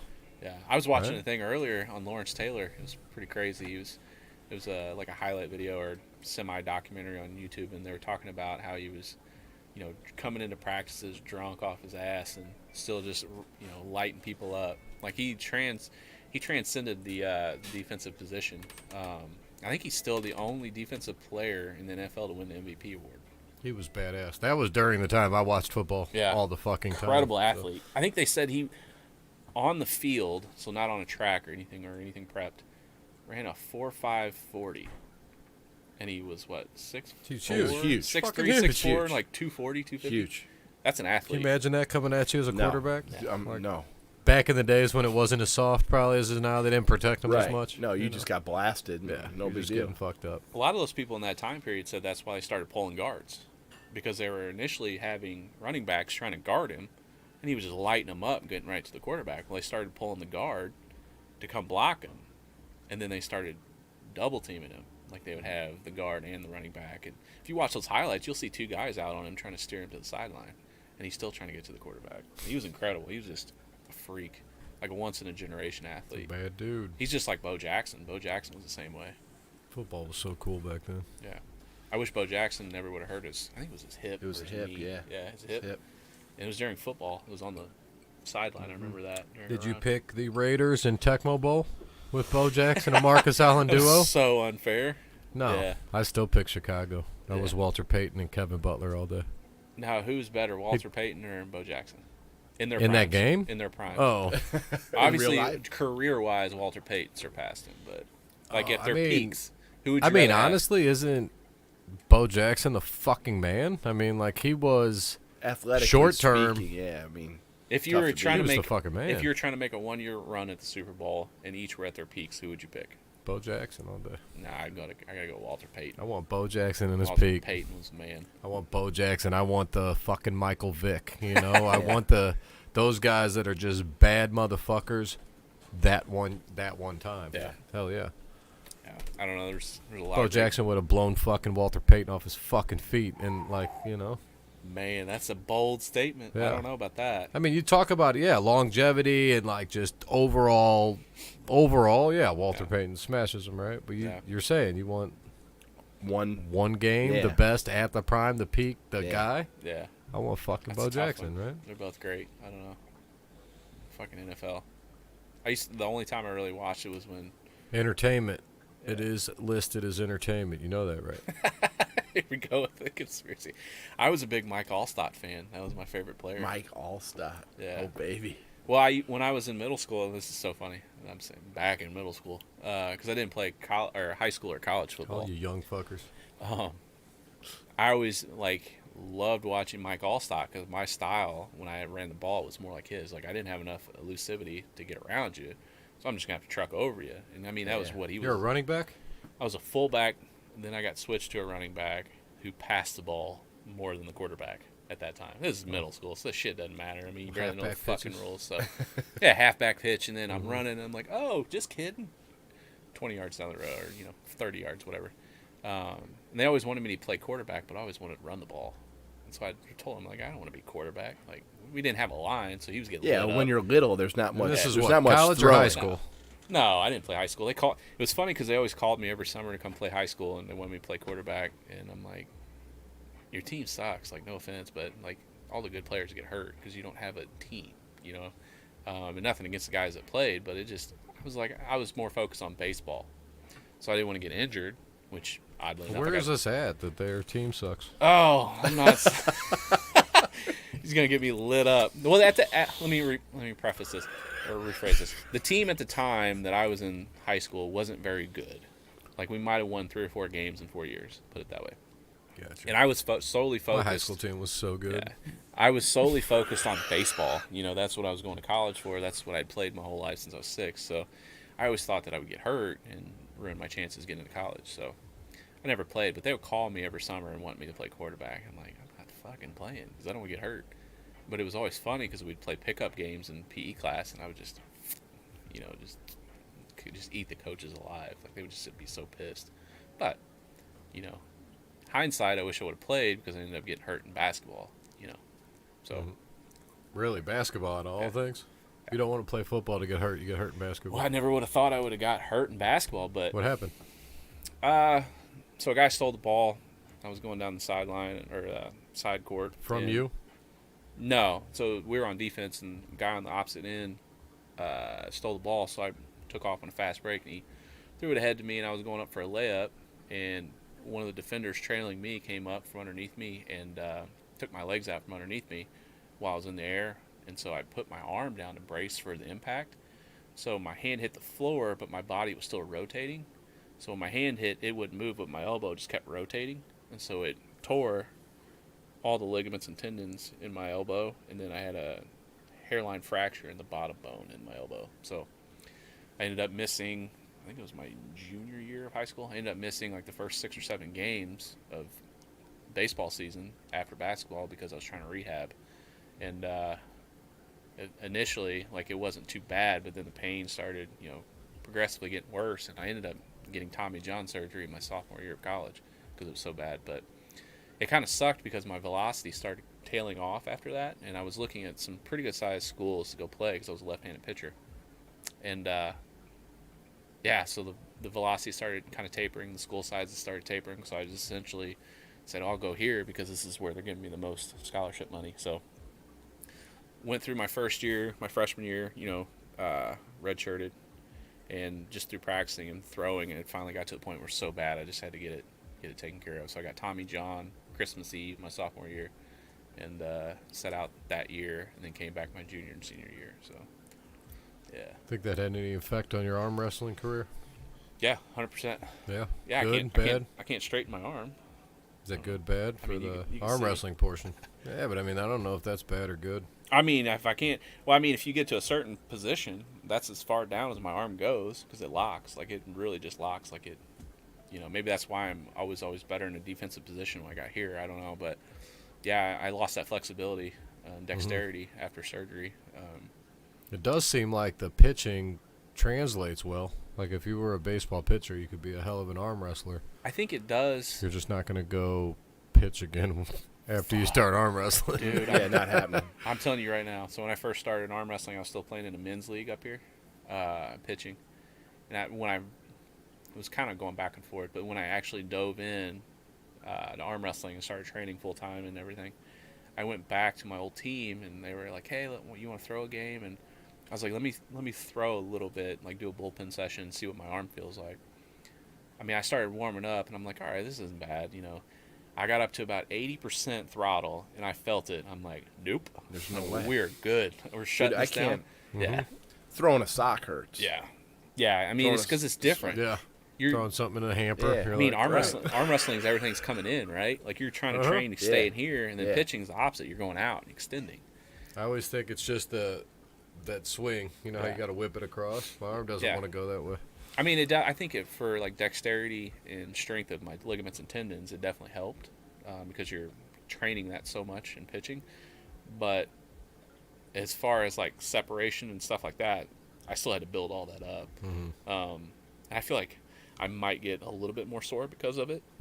You know, after a long training session or after a tournament, I definitely feel it. You know, like it's really tender, which everybody gets that way, I'm sure. But like I can feel it. Like I know, like there's a reason why it's that bad. But yeah, it was always in the back of my mind when I was in a deep hook or something, and somebody starts surging sideways. I'm like, is this cadaver ligament that got put in on Christmas Eve just going to say, fuck it, I'm out? Or what's going to happen, you know? Cause or is it double strong? Well, that's what I said. I was hoping it wasn't some little old lady they put, you know, some fucking ligament in. It was some gigantic monster. Jack dude. Yeah. I don't know. But yeah, What are you drinking? Captain and Coke. Jesus, rookie. Don't hit the mic. Captain and Coke. If I did that, I'd have to spend the night here, and my wife would not be proud. Yeah. Maybe the second show. There you go. I got all kinds of shit. I got. What else do you drink? You got anything else? You just said you like Natty Light, so I made sure to have some Natty Light. I'm both ends of the spectrum. I like Natural Light and Guinness. I tried to find bottles. Do they not make that fucking junk in bottles or what? Oh, no. First, I sold something out from underneath them. Right, now I'm right. drinking junk. Right. Like, guys just kicking me coming at left you. and right, you know? We do have quite the selection. They even changed the name of his arm wrestling team. Right. He did, yeah. Yeah, back in the day. What was it back in the day? 314 Arm Sports. Yeah. You know, funny thing, do you remember the tournament that Mark Schwarzkopf threw at Bobby's place? Yeah. Yeah, I remember that. Yeah. It was one of my first tournaments, too. Like, I mean, I'd gone to a few of them, but I showed up there, and I was talking to Sterling at the bar. I don't know if you remember this, but I found out Sterling lived in Arnold, which was really close to me because you guys were all up north and shit. Right. And I was trying to get him to train, you know, come to the thing, and you come over there and you're like, what you trying to do, steal my team or something, or take over the team? I'm like, man, I'm just trying to join. Yeah. No. Which you still never gave me a shirt, so. Fuck. I have one if you want it. I have two, I think. Yeah, now. I had to make my own shirts. I'm like, you know what? He's not going to give me a shirt. I'm going to have to create my own. I think it's me and Greg are the only ones left. Phil had one. That was the thing. Phil had this other guy that he brought. I don't know if you were here when he would bring this guy up. He was a left-handed. He was real strong. Yeah. Dude ends up showing up to this tournament, and he has a shirt on. And I'm like, are you fucking kidding me, Phil? Who is this guy? He's never even pulled in a tournament. He gets a freaking shirt before. He's like, dude, that's one of my shirts, man. So, yeah, I was going to say, so the preference, so to make sure we clarify this before I just, you know, I sold equipment out from underneath you, give you a fucking shirt. Before everybody thinks you're a dirtbag. Yeah. Fucking Matt Ellis over here. God, this is going out to everybody, and I'm just the biggest POS ever. So that shirt order, everybody had given me money before the shirt order. So everybody that got those shirts, that's what they had. There was no leftovers because those shirts were actually kind of expensive. Yeah, I bet they were the nicer like dry finish at the time, and they were double printed. They were multicolored both sides. Yeah, they were nice shirts. Like I said, I think I only have two left, which I got one for me and my wife at the time.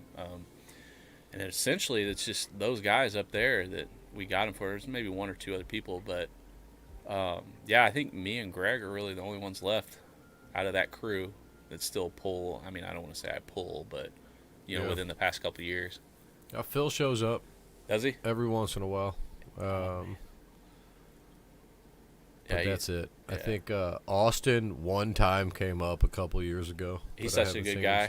Yeah, it was funny when he first started pulling. He was practicing with us and stuff, and we traveled a couple different times. And my wife still laughs about this day, but so him and I both ended up going to a Kansas City tournament, and to save money, we we all stayed in the same room. Well, his wife and my wife didn't even know each other. And so we go through the tournament and stuff, and I don't remember if we even talked to him before or during the tournament that we were all staying in the same place. So we ended up going to the hotel. I bet they love that. By the way. Yeah. Yeah. So, yeah, my wife was real proud. She's a great woman. Very, she knows. She's very accepting. You married her. Yeah. She puts up a lot of my shit. So we get to the hotel room, and we're like, hey, by the way, we're staying in this hotel, and we're staying all in the same room. It ended up great because they still talk to this day, and we're all still friends, but it was funny because my wife was like, don't ever fucking do that again. I didn't even know who it was. Dude. Right? I cannot imagine. So rule of thumb, you meet new people, get separate rooms when you go to a tournament, but yeah. Sometimes you got to save some money. First table I ever bought was that weekend, too. Got it from Bo Olson and Paxton. I don't want to say Bill Paxton, but I don't know. Your psycho table? Yeah. You probably sold that for a profit, too. No. He's like, oh, here we go again. Throw me under the bus. Man, I just sound money hungry tonight. That's all I know. Hey. No, I sold it to Russ. Hustlers are hustlers, man. Yeah. You know? A fisherman always sees a fisherman from afar. Right. Yeah, no, I ended up selling that to Russ. I think it's still up there. Yeah, no, they use it. Yeah, it's up there. Yeah, that's I don't a great like table. I don't like the goddamn bar in the front. I hate the square bars on the bottom. I want a bar down the middle, like the crossbar. What are you talking about? On the floor? Yeah, it's like a square base. Uh-huh. So. Oh, you want the square base, not the legs? Is that what you're saying? I want the bar up the middle and nothing in my way. I don't want to be standing like on an that bar. I shape instead of a square. Oh, gotcha. Okay. That was a heavy built table. Oh yeah, it's solid. I don't want to stand on that shit. Funny story. So I didn't want to leave it in my back of my truck while we were in the hotel room. So we bring it in the hotel, get it in the elevator up to I think the second floor, wherever our room was. Get it to the door, and it won't fit through the door. It's too fucking wide, no matter how we're trying to get it in. So we packed the fucking thing back into the elevator, go back downstairs. Yeah, because that's all welded, right? Yeah, you can't pull it apart. The only thing removable on that was the pegs and the pads. So we get downstairs to the lobby, and of course it's 10 o'clock at night after a tournament, and luckily the person working the lobby allowed us to put the actual table behind the desk for the night. So it stayed back there, and people could walk up and just like, what the fuck is what that is going on here? It's a lime green. What is that table? So yeah, it was a great table. A lot of matches on that thing, as you can imagine. Yeah, definitely. Yeah. What else you got for me? Tables. We I guess it was like 6. No, it's been quite sometimes. I don't know how long ago it's been now. But I almost went to a demolition derby that you were at, that you invited me to. Yeah. I was out with my wife that night, and I don't know what happened, if where we ate took too long or we did something else, but somehow we ended up not going, but I was almost there. Yeah. So I want to ask about that hobby of yours, is demolition derby stuff. So obviously I grew up on a farm, about an hour and 15 minutes north of here. So I've always been intrigued by, fabrication and making things happen, that you can't see really. So in that hobby, you essentially take an old beat up car, strip it down to the frame, work on the frame to make it stronger, and then put the body back on and put your drivetrain in, right? So your motor, your transmission, a drive shaft, rear end, all that stuff. So just to give you an idea, I'll take say a 97 Lincoln town car, and I'll put a Chevy engine and transmission and a Ford rear end in it. So essentially, why do you pick those different options? So the drivetrain, because the Chevy drivetrain is easy, it's cheaper to rebuild and maintain, and then the Ford is a full frame car. It's newer, so a lot of times it's clean, it's stronger than something older that's rusty and things like that.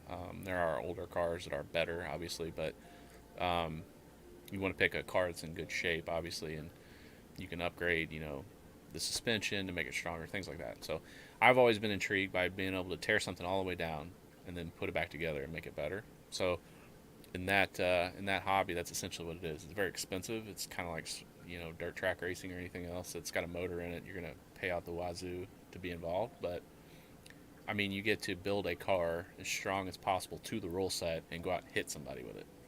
So and see if it can handle it. Yeah. So yeah, they have like team How did shows. this start, dude? Oh, I've grown up around it. It's just such a hoosh thing, though. You know what I mean? Like, you tell somebody, and they're like looking at you like you have a dick on your forehead. But no, I hear that, and I'm like, I want to see it. Dude, I was so interested in I going. want to see the it. fact that I didn't go that night, I'm a little upset. But like, even the wife was like ready to go. How often does this happen, and where do they do it? So, they do it year round. Like, there's a big show in Kansas every year that has a huge payout. Like, the total money is like ungodly. I think it's over like $80,000. And then there's one during the winter months down in Florida, they call it the Florida Nationals or something. So like, you can even take a car down there when it's terrible weather. They kind of have them all over. They're real big in the Midwest, obviously. They have them in arenas out in Utah. Like, they're in a legit arena. Payouts are pretty good. Anybody can get in. Yeah, you just got to go find a car, knock the glass out. How many people are usually in this? How many cars usually? The last one I was in, which would have been October? I think October or November. I think the car count was it north of 150? All at one time? So what are the rules, and how do you win? So there's different rule sets depending on what level you want to build the car. So there's anything from knock the glass out and run it, all the way up to fully modified. So like a fucking tank. I kind of am in the middle, like with the class I like to run. Literally a tank. Like, they call basically it, like off the car. They call it a 5-foot class. But you put anything on it, you can armor it up, and so you can take a fucking Hummer out there. Yeah. So in a 5-foot class, if it looks like a car from 5 foot away, it passes tech. It doesn't even have to be a car. It just has to look like it. So to put it in perspective, I remember watching. They call it Blizzard Bash in Kansas. Is the big show out there. They had the 5-foot class, and they have lifts out there, car lifts, so you can inspect the car and make sure nobody's cheating, things like that. They had a 12,000-pound lift, and it wouldn't pick the car up. It was too heavy. 12,000 pounds. Fuck, dude. What the hell was it? I can't remember exactly. I think it was a suicide Lincoln that had plating inside the car, on the door sill, like all the way up, and then it had kickers. So they had a full-on cage inside the car, metal cage. Then they had kickers coming off the cage, so like bars that run off the cage to the front, like all the way up to the bumper to where it wouldn't bend, and then all the way to the back where it wouldn't bend. So if they hit them from the side, it's hitting that. Yeah, because you obviously don't want to lose your wheels, your tire. You don't want to lose your tires, and you want to keep running as long as possible. It's kind of indestructible. Right. So it's did it win? No, I actually ended up losing a front wheel. I laid a front wheel over and it couldn't move because it was so heavy. I remember that. The class I normally run is kind of in the middle. So you can kind of build, you can kind of do some things, but you're not on the far end of the spectrum, right? So, and there's decent money in it depending on where you go. And so what does your car cost? If you were to enter in your car, what all is in it? Money-wise, what I've spent to this point, I know is north of $10,000. So you got $10,000 in the car. You go into this. What's the most you could win? Depending on show size, like the one I ran for one heat, I got second, and it was $550. The guy that won got $1,500, I think. And there's a show. The first show I'm running this year pays out $2,000 a person if you win. And it's a team show. It's a 2-man team show. So you're buddied up with another car, and you're going against other teams. So best case scenario, you're losing your ass. So yeah, I mean, you're not going to turn a profit ever. Possibly ever. I mean, there's our guys that are legit. That I would think you got to be a pretty fucking badass. Yeah. To profit in a demolition derby, right? For sure. It's an investment. I mean, it's like a motorsport. You're buying a car to fucking wreck the car. Yeah. If you come out ahead, you're a fucking stud. What do you do with the fucking thing after the I mean, you can't what do you do with the car after you use it? What do you reuse? The frame? Yeah. Does it make it? Like, obviously, it bends and all that shit. So is it last man standing thing? Yeah. Like, if the car's running. So essentially, you have a minute to make what they call an aggressive hit. So you keep doing this in your heat until you're the last car running. Or don't make the hit. So could you be like, you can be just timed out if you don't two make of the them hit. and you guys just can't hit each other? Or you're Yeah. running from each other, or So somebody's hiding. Yeah, so if there's two people, it's whoever made the last hit wins. So can you stall? Is there stalling penalties?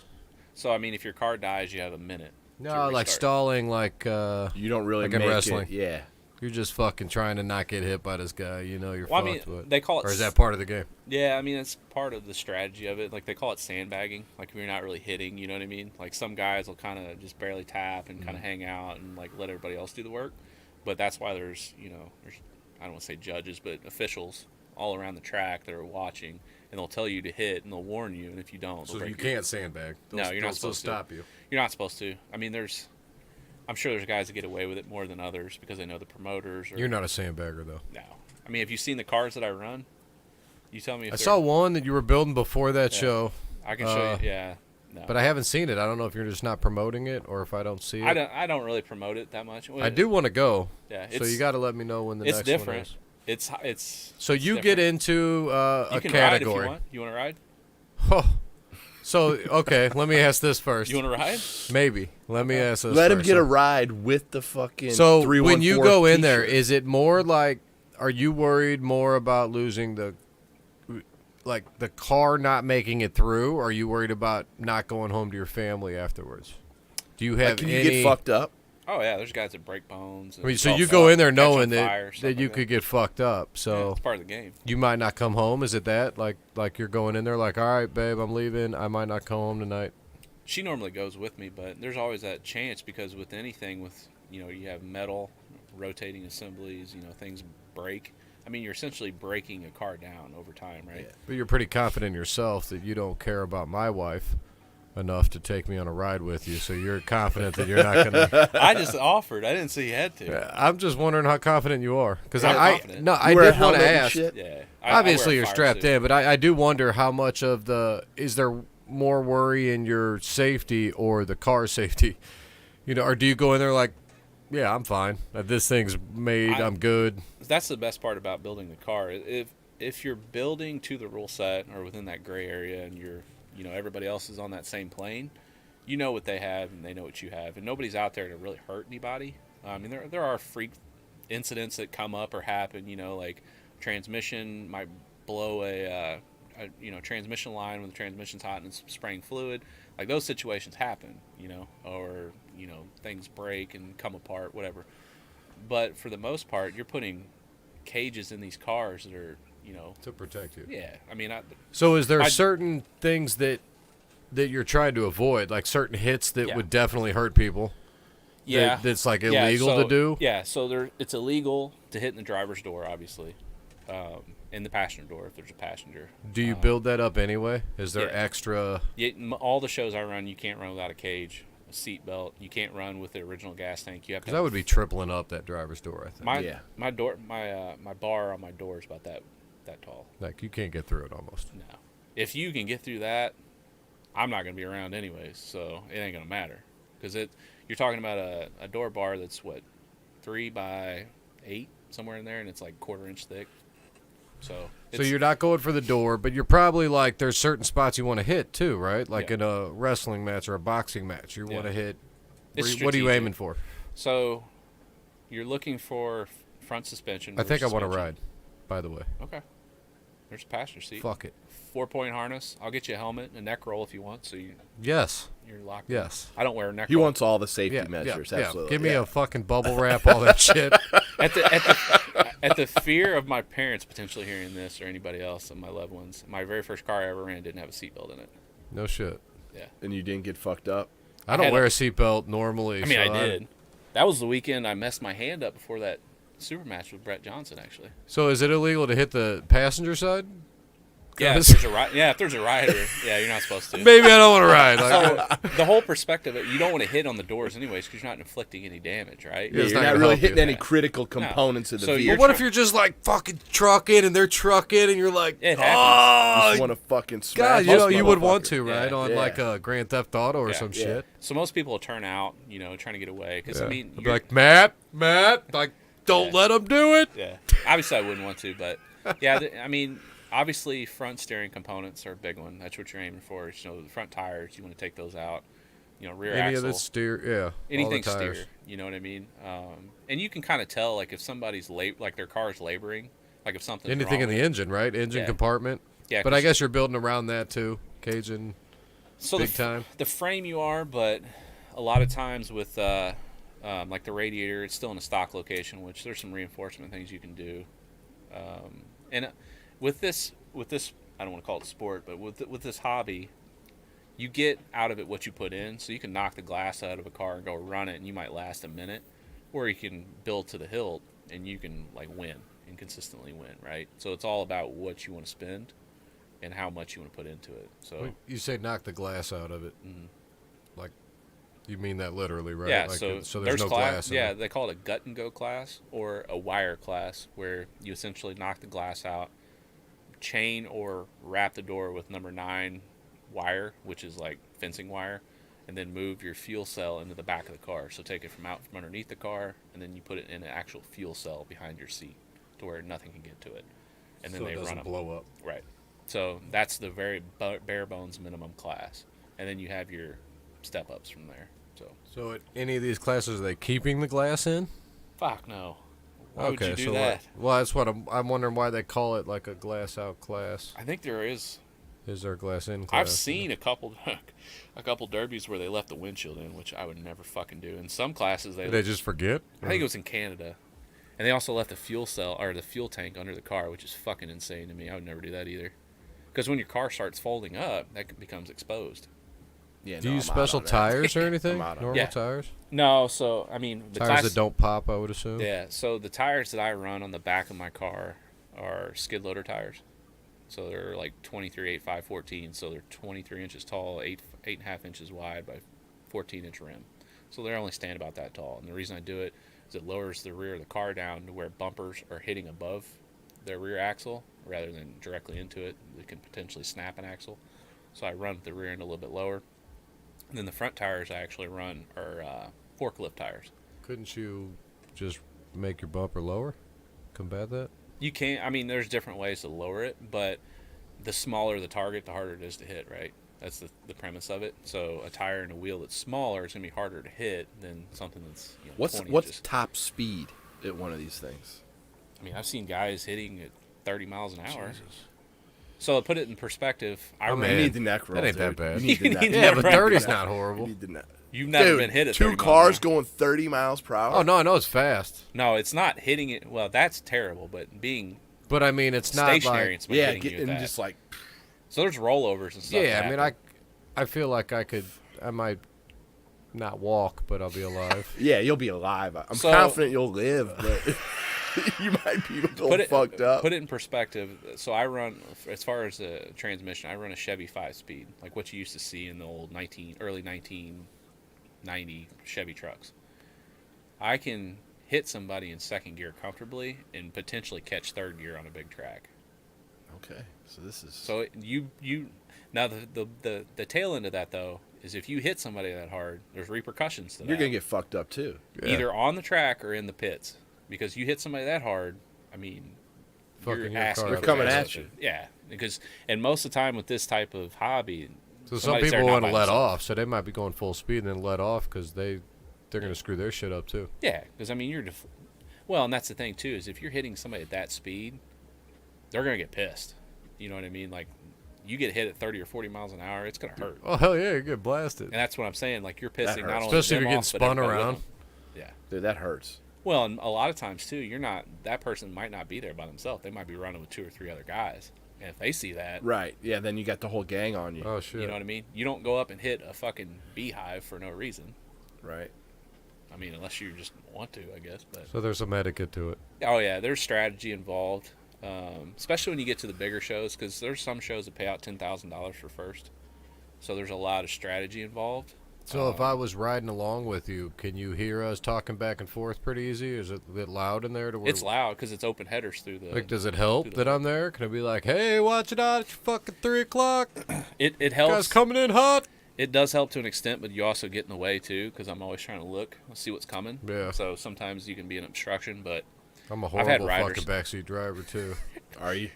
I fucking get scared shitless. But I mean, in That's this probably situation. with your wife driving though. No, she's Get actually scared not bad. shitless, but wants to ride in this car. No, it doesn't matter. Yeah, that's what I mean. Well, it's like I jumped out of an airplane, right? Skydive. I didn't give a fuck. The guy was attached to my back, though. I figured he knows what he's doing, right? So maybe in here, like I'm in the middle of chaos. Like, yeah, normally I would hate being on the side, but at this point, like I'm gonna get fucked up. Yeah, so. you're going in knowing. Yeah, you have that. It's an adrenaline rush. Yeah, and I think it's like arm wrestling, and I have no control over it. That's what's more fucked up if I get. I think that's why I transitioned. I'm just like, all right, maybe or maybe not. Yeah, I'm gonna be okay. Yeah, it's up to Matt. I think that's why I actually transitioned from arm wrestling, because I had that feeling when I first started with the sport, like that adrenaline rush going up to the table and knowing what this guy is trying to do, and then it got to a point where it was so competitive that I kind of lost that a little bit and was more focused on the overall goal and winning more so than the actual, in the trenches, meeting people and, developing those relationships.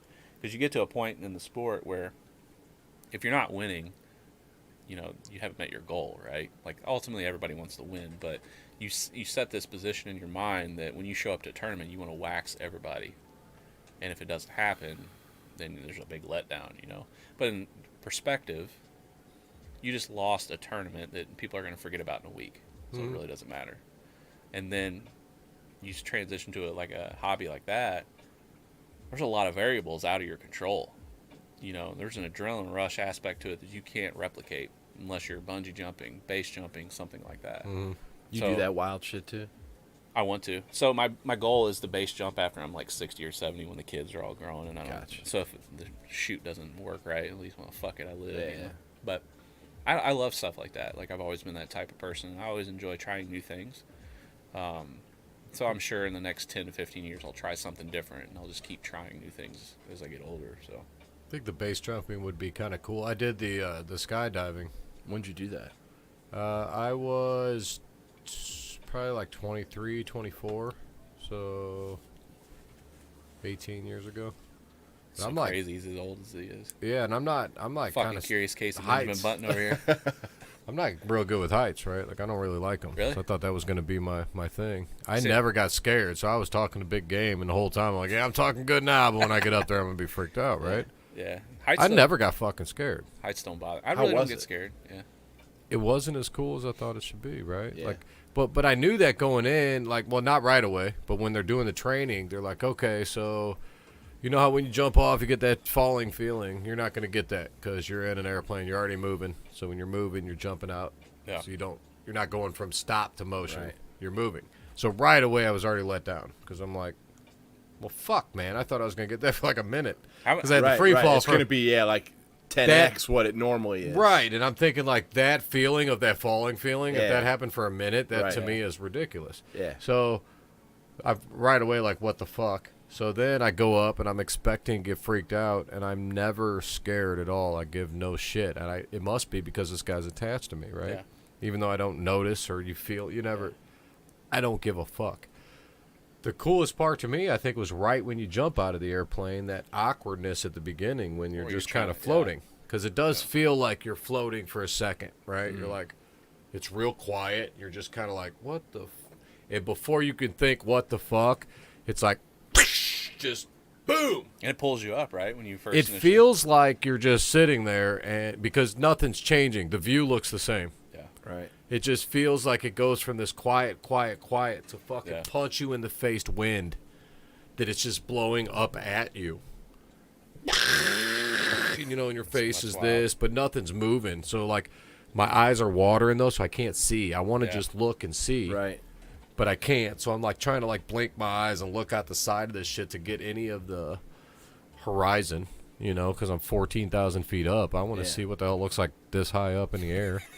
But I'm like fucking, my face is flapping around because you're moving so fast, so loud, and like, I didn't care. I mean, it was cool. Then they pulled the chute. Like by the time they pulled the chute, like it didn't even change. Oh yeah. Like I feel like I could have fell for another 3 minutes, motherfucker. Yeah. I'm 6,000 feet in the air when they pulled it. The ground looked the same as it did when I jumped. Yeah. How many jumps do you have to do before you can go solo?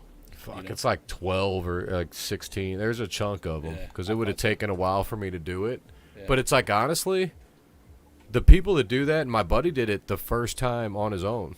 right? Oh, And you do it from a static line, so you can only jump from 4,000 feet, but you're attached to it, so you get like a 4-second free fall, and it automatically pulls your chute. Makes sense. Well, to me, I only wanted the free fall. Yeah. Right, I didn't care about that. Even he was like, "You want to take the rent?" No, I'm good. I don't care Have about you the bungee parachute. jumped before? No, and I think there would be you're going to get that falling feeling then. Yeah. So that would probably be cooler. But that to me, that always looks like it would fuck my back up. I was always That like, jerk at the very bottom. Yeah, I'm like, Yeah. I don't That's know got to be about pretty that. rough. Yeah. I don't know. I wanted, when we were in Costa Rica a couple of years ago, which is, I think they have a pretty good sized zip line there in Costa Rica, from what I understand. It kind of goes through, the forest, if you will, and then over like a corner of the resort. I really wanted to do it, which my wife hates heights, so she is just like against it. I kept watching these people. I'm like, could you imagine if that little carabiner that's just holding you on that line just says, "Fuck it, I'm out," and then you're like, "Oh shit," right in the forest. Yeah, but there's like 2 of them, so you'd have to bust 2. Have you done that ever? The zip line? I've done it, not there. So I So actually fucking dumb. I zip lined across the Royal Gorge So not in worth it. Colorado, so that's pretty cool. So it's across a canyon. Yeah, I And guess when you that'd look- be cool. It's it- so slow. No, you're boring as moving. fuck. You're moving. It was pretty cool I hate because it. there's a river in the bottom of the canyon, Yeah. and people were whitewater rafting while I was going over, so you could like see their rafts. Yeah. It's a long fucking ways down there, but yeah, it was that was pretty cool. I actually enjoyed that because it's so scenic. Is why I really liked it. But yeah, I would, if I had to do it again, I would have done the one in Costa Rica because it was so high up there. It was so long. I think that was why it was so cool, because they were starting like so far away you could barely see them, and then they come all the way into the corner where like It's a where we long were ass at. ride. Yeah. Where'd you do it? I was in like Gatlinburg, I think, like out in that way. I think we did it maybe somewhere else too, but I to the point now, if they're doing it, I don't want to do it. It's a waste of fucking money. Yeah. 'Cause this shit's like just slow. I get it. If you're going across a canyon, maybe there's some time to see shit, Yeah. but it's like you're like, it's like right. It's like wanting to ride a roller coaster and then getting on the mine train. Right. And you're like, oh, this Yes, is what this is? yeah, Okay, the I'm not mine going train. fast, it's slow, and it's just like, okay, like Yeah. you try to like hang upside down, like, okay, what the fuck is this? Did you get an adrenaline rush from? None. So, but you did jumping out of the plane, though, right? Yeah, it's a little different to plane. I mean, you're jumping out of a fucking airplane. That's Yeah. way different than a zip line, Yeah. for sure. But bungee jumping would be totally different than a zip line, too, because you're Yeah. fucking jumping off of a... But there you're going from stopped to go. You're going to get that fall feeling. Right. Yeah, that makes sense. Right? Yeah, I don't It's know. just because you're in an airplane, you're moving here. They're saying it's like because you're making this move. Yeah, that makes sense. Yeah, I don't know. I've always wanted It's to weird. base jump just because it's the most dangerous thing you can do. Oh, I bet. And Well, I don't know. What about those fucking like wingsuits? Base My jump buddy with that's a what did wingsuit. that's what it is. Yeah, I mean, Well, they have a It's different, right? chute on. No, the wing fucking The suit. bat suit. Yeah, they have a Yeah. chute on though, don't they? Well, yeah, I think eventually. But Yeah. I don't know. oh well, I you know got one to of my- take the bat suit and jump and fly. That's flying. I'd fly You right see into those a fuckers fucking doing tree. it. Like I'd be like, oh, this is cool. Oh, Wait yeah. a minute. Oh For shit, sure. I can't navigate away For from this fucking My tree. sure, buddy I'm did dead. that. He did like 1,000,000 Shut up. skydives and then did the bat suit thing. Yeah. He said it was amazing. Just like off of a mountain, just jump and Well, and I think he went out of a plane. no. See, Yeah. that's what I mean. Those people that are just like, Yeah, Jump like off. run, Fucking yeah, pop! run off a cliff. and then they're fucking like, That's what, wild, what the dude. fuck? What the it's fuck? the most dangerous thing you can do. Well, and I've also It's got to be the coolest thing you could fucking do. Yeah. Like you're just like you're I can't flying. imagine, You're dude. Superman. So right? to me though, if you're wanting to have a prolonged adrenaline rush, mountain climbing without any gear. Dude, fuck that. yeah. Like, have you seen any of those documentaries on Netflix right now? Like, there's a No. couple on there. What But, is it? I'm probably gonna write down whatever you're talking about.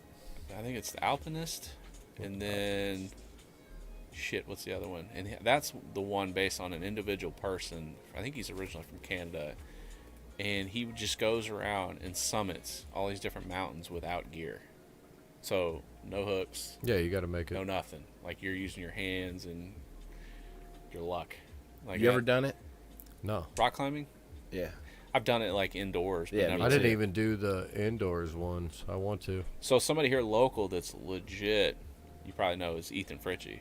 Yeah. So he does rock. Like he transitioned kind of away from arm wrestling for a while and kind of really got hot and heavy in rock climbing, which for a guy under 180 pounds, he's the biggest freak of nature when it comes to He's more strength. like 160, ain't he? Oh yeah, he walks around under 165.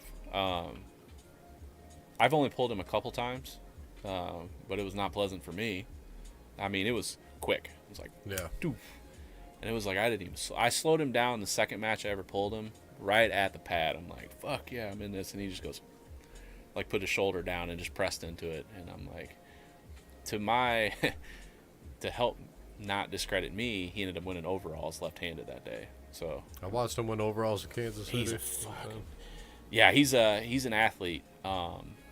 He does. I don't know if he's still rock climbing or not. I don't have that relationship with him, but I know there for a while he was pretty big into it. And he was good from what everybody said. And he showed up at that WAL the year that me and Greg had that long match at Missouri State.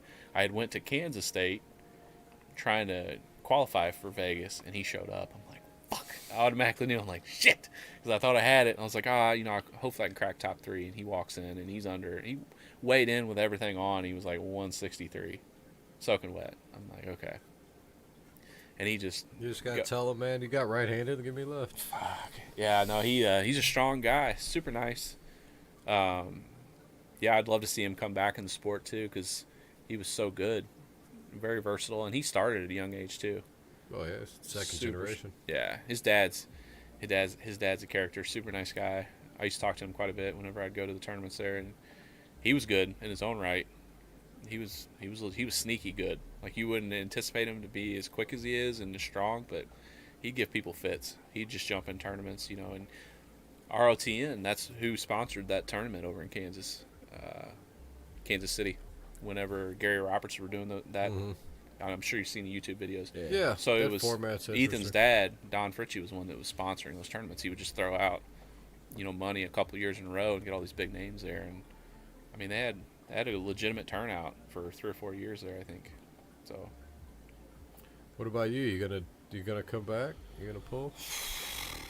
Man, so I always loved the sport just because of the camaraderie and meeting new people, and I met so many people through the sport that I always like to stay connected with as much as possible. But you got to commit so much time and energy to maintaining your weight and training and traveling, if you will. So I love to. So where I'm at in my competitive nature, if I come back, I'm going to consistently train, keep my weight down, and I want to come in at 176 pounds or anywhere from there to 190, and that would be my goal. And I don't want to compete for medals or trophies. It'd have to be for money. That's just how I am now. I mean, I don't need the medals and trophies and stuff like that. Nothing against those tournaments, but I got to have something to strive for. And I love supporting local tournaments. I like coming to your tournament. I think you've done a great job of really growing Strongest Badge from what it started out at to what it's become. And I only think it's going to get better. So I think if it was for me, like, I would have to gear towards a tournament like that first and really gauge where I'm going to go. I think you knew when I went to Strongest Badge this year, my overall goal was just to lose all that weight I'd put on, right? Mm-hmm. Like, when I got up to 255, 256, like, it was just that's like crazy. Fucking dad bod engaged. It was 10 pounds of beard, though, at the time. Ooh, yeah. And beer. 10 pounds of beer, too. 20 pounds of beer, probably, yeah. But 10 pounds of beard. Yeah, and that's what I was telling him earlier. It's like I didn't realize that I was still 215 like a month out from your tournament. Yeah. I was 215 on the dot. Lose a lot of weight like that. I mean, it's I like good you and at it's bad. 190 yeah. instead of 176. I like that class. Well, and there's a few things that I want to do. My latest performances, at your tournament and then at that tournament at Brewski's, I don't want to discredit anybody that beat me, but let's not mistake it. I'd been out of sport for quite a while, just basically, I don't want to say come off the couch, but I'm definitely in no shape to what I was compared to 3 or 4 or 5 years ago. So just from my own perspective and not going out like that, if you will, like, I'll come back at some point and I'll be a different puller. You didn't have a great draw. Well, your tournament, definitely not. Like, I just wanted to just walk off, Was that a Drew Derrick first? Yeah, Derek Johnson first round. He's very He's strong. A monster, man. Especially lefty. Well, the kid I pulled second, he was strong too. Like I told you, I think he felt stronger than Derek, but it's probably because Derek top rolled me, so I couldn't really feel him. It was more of just a motion to the pad where me and Matt got tied into a hook. I just didn't have enough ass to that tournament. I'd lost so much weight that I was maybe a shell of what I could have been. You did that at Strongest Badge 3 too, I think. Whenever you pulled the guy from North Dakota. That was my hand. That was from the Derby when I broke my hand. Oh yeah, you broke your hand that week too. Didn't say anything. The week before, Comes up, his shit was all. No, well, and don't say anything. You know, dude, his shit was jacked. Like on Tuesday before the match. Yeah, it was swollen. Fuck, dude. And still pulled. That was my fault, Yeah. 100%. The weekend before, I went to a Derby and I was working on the car, and a piece of metal slapped shut on my hand right across my knuckles, like with a bunch of pressure on it. But you still lost a ton of weight coming up to that because you came into that and made 200, and you were about 240 or some shit when you were coming down. And I think, regardless of my hand, I think he was going to take the matches just based on what I felt. I just didn't have enough pressure through my hand to do anything. Like I couldn't make a fist until that Wednesday before the tournament. Like I couldn't squeeze. Dude. And he had already spent the money, and we were putting money up. I think we were putting up like $700, and he had paid for travel, and he was cutting weight. I'm like, I'm not doing that to the guy. You know what I mean? Like when I sent him to do something. Fuck, he stayed here. Yeah. I had him in here, and the whole time I'm like, he ended up winning the class too. I think left-handed. You're gonna get your ass kicked, dude. My guy's gonna kill him. But I'm like, let him stay here. Brought him. I didn't. Shit. Yeah. And I mean, I'd love to pull him again at 200 pounds. I don't think he's pulling. No, I think he powerlifts and stuff. Yeah. He started doing something. I'm sure he's super strong. He felt strong that day. I think he ended up winning that class too, left-handed. Yeah. Or at least got top 2. He did real good. Yeah. He was focused and ready to go. I'll be honest with you. The person I felt that day that felt the strongest to me was Bo Olsen. He warmed up with me. Holy shit. I think that's when he had a super match with Brent. Yeah, he came in there fired up. Oof. He was ready to go. He felt and he like was a heavy. Fucking because Brent didn't house. give a shit about his weight. When he found out he didn't care about his weight, dude, Bo came in solid at 230. He was so strong. I was just warming up with him.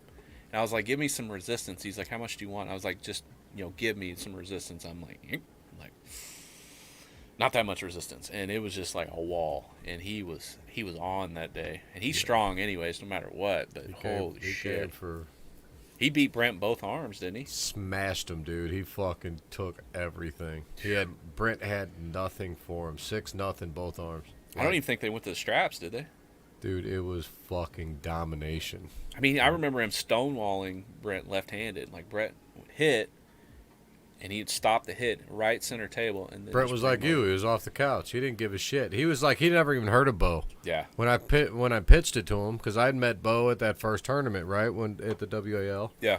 So I was talking to him, and then Brent was at the at Illinois State when Blaine was still running it at like Southside. Yeah. So we were at this at the after pool table, and and I'm like still newer in the sport, only been like a couple years, and it's like there's Brent, and I'm like, well, what about Bo? I can get you a match. You want to do a match at my tournament? It was coming up, and he's like, yeah, sure. Who? Bo who? Yeah, whatever, man. Yeah, no problem. I'm like, yeah, but he's probably like 230. Yeah, it don't matter. Whatever. Yeah, sure. Yeah. Never heard of him. He didn't give a shit. Fucking gets lit up, and that Brent started training from there on out. Yeah. Got him going, huh? Yeah. He started showing up. Blaine kind of quit doing it, and then Brent hit me up and was like, you guys training? I'm like, fuck yeah, we are. Come on down. Yeah. I don't know if we got anybody for you, but... Yeah, and that's not taking anything away from Brent either. He's stupid strong. I've never beat him in a tournament. Not saying I ever will. He's so much stronger now, too. There's levels, obviously, to everything. And especially now, Brent is on a level, especially nationally. Like, I'd love to see him compete internationally at this point. I think he's giving anybody problems at that 200 to 210 weight class. There's a big old rivalry between him and RVJ. I don't know if you've ever. Oh yeah. Like there's always been that chatter. He wants it. RVJ don't want it. Oh man, I don't know if that's the case. That's definitely the case.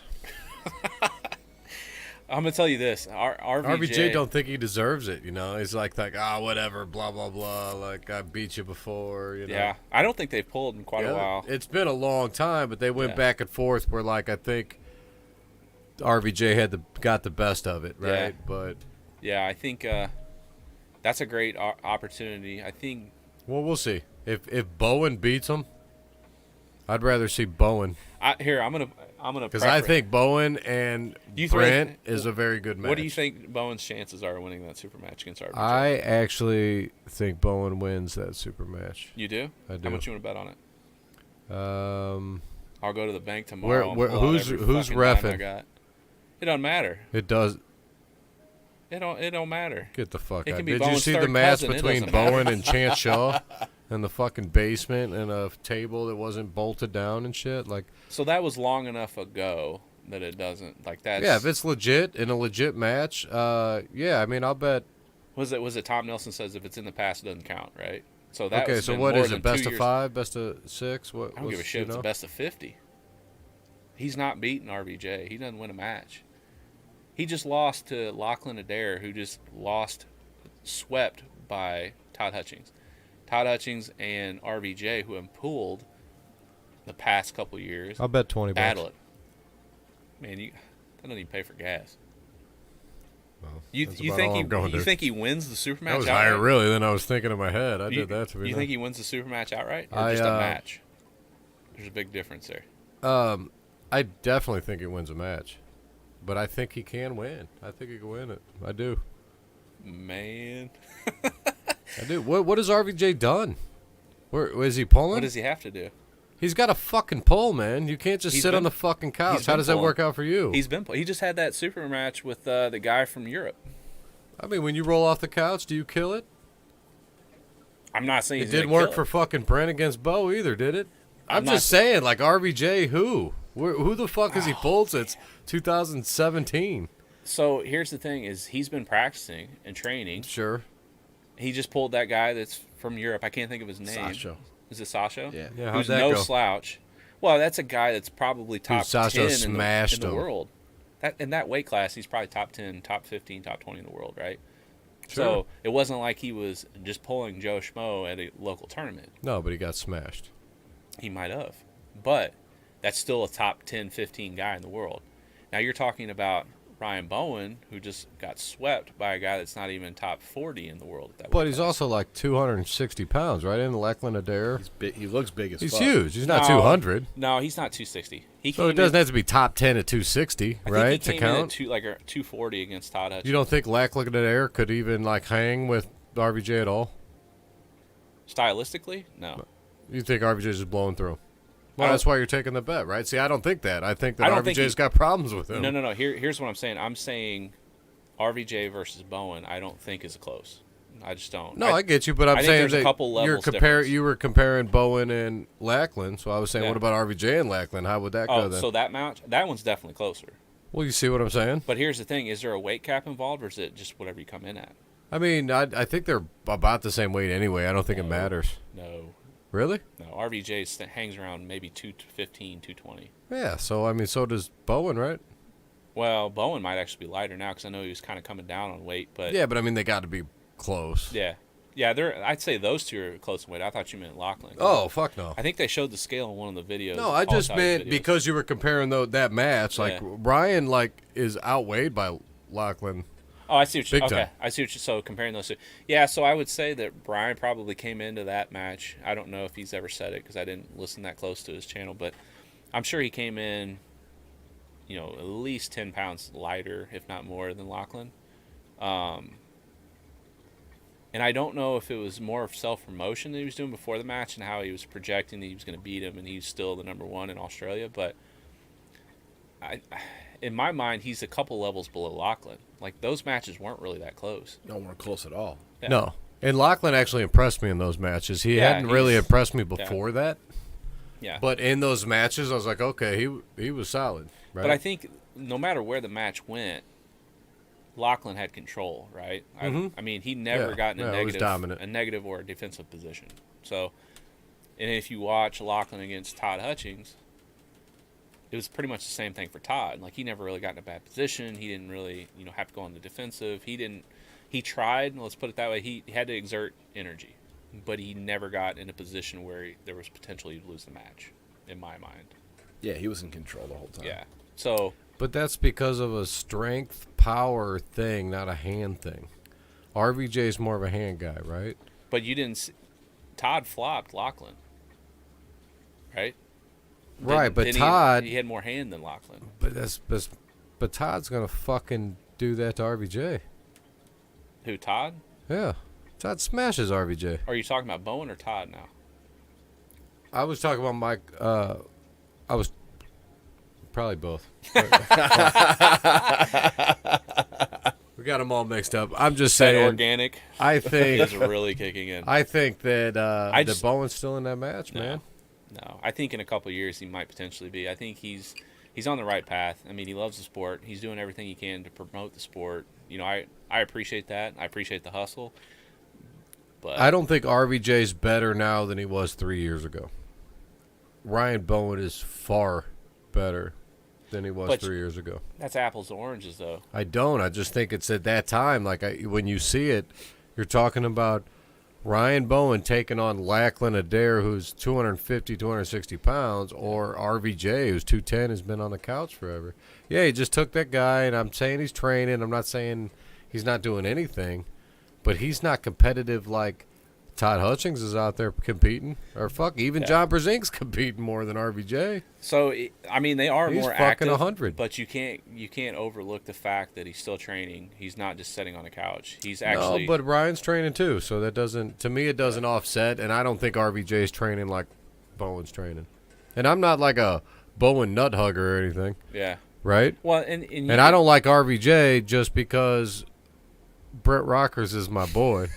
I know. You know, I'm and impartial. They got some beef. I'm so. impartial on all fronts. But I don't know him. I've never met RVJ or Ryan Bowen. I've ran it. I talked to him briefly at the WAL tournament in Las Vegas. It wasn't like an extensive conversation. We were all just in a group, whatever. But I mean, yeah, I think I have wins. nothing negative to say about him. I think he's I appreciate him because of his honesty and his straightforwardness, especially like on his channel. I love watching his videos because he's so honest and straightforward.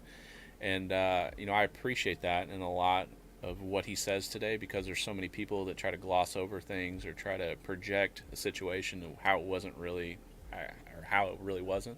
And he's just a straight shooter, right? Like, he'll tell you, like, if this person's full of shit or this or that, I know he's probably just as full of shit as the next guy, but I appreciate that aspect. But, I don't know.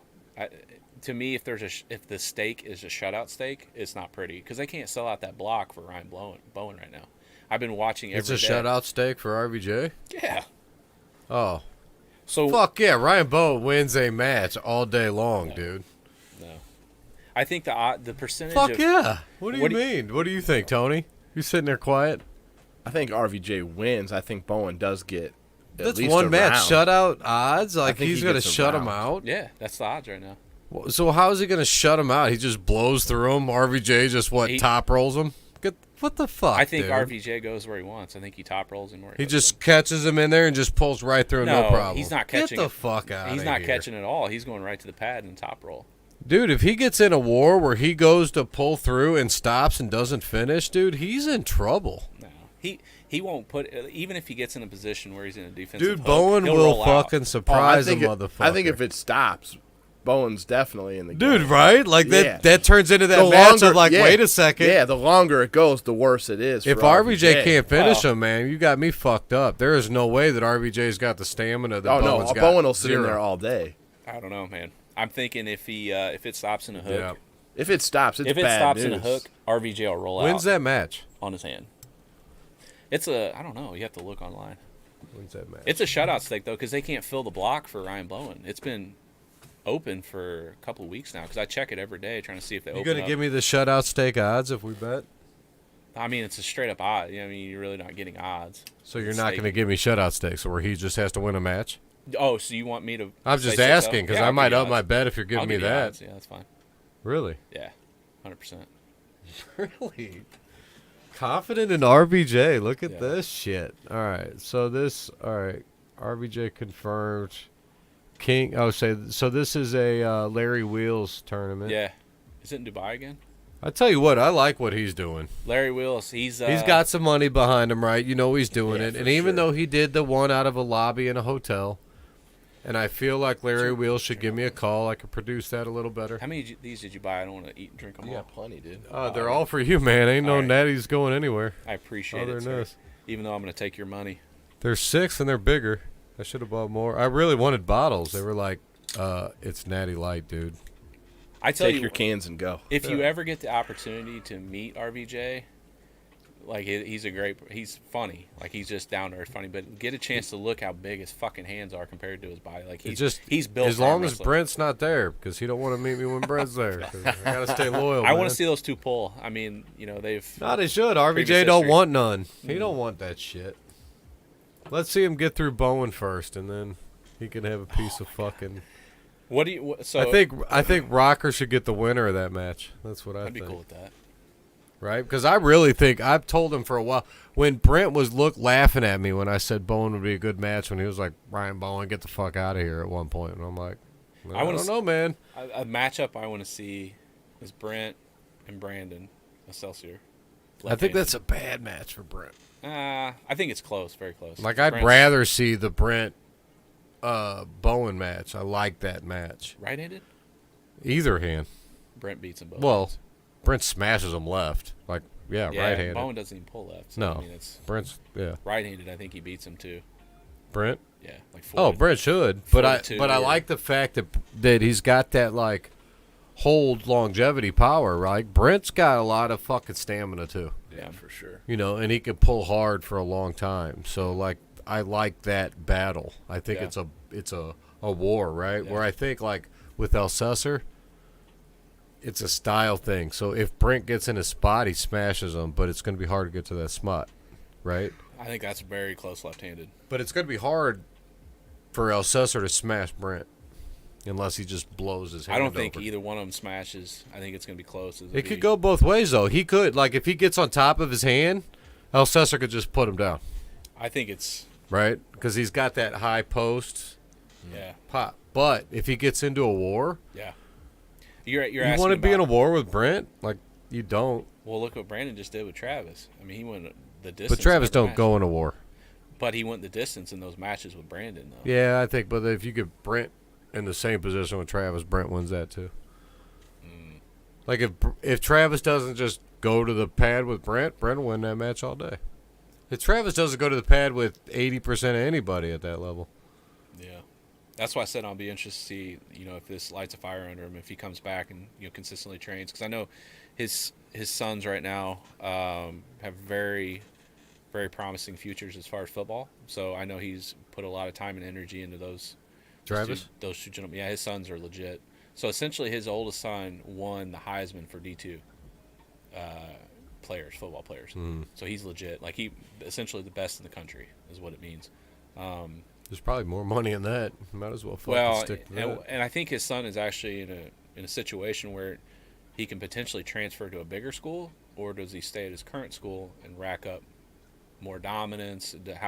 I think they're probably, and I'm just speaking of what I would think for my kid, or just outsider perspective, but they're probably in a position where they're trying to understand or try to figure out what's going to be the best position for him to make it to the next It's a level. strategic thing. Right. Yeah. So he's got potential, and he dominates at this level. Does he want to go to D1 and potentially back up, or does he want to stay where he's at and continue to dominate and then see how things shake out as far as the draft and if he can make it to the professional level?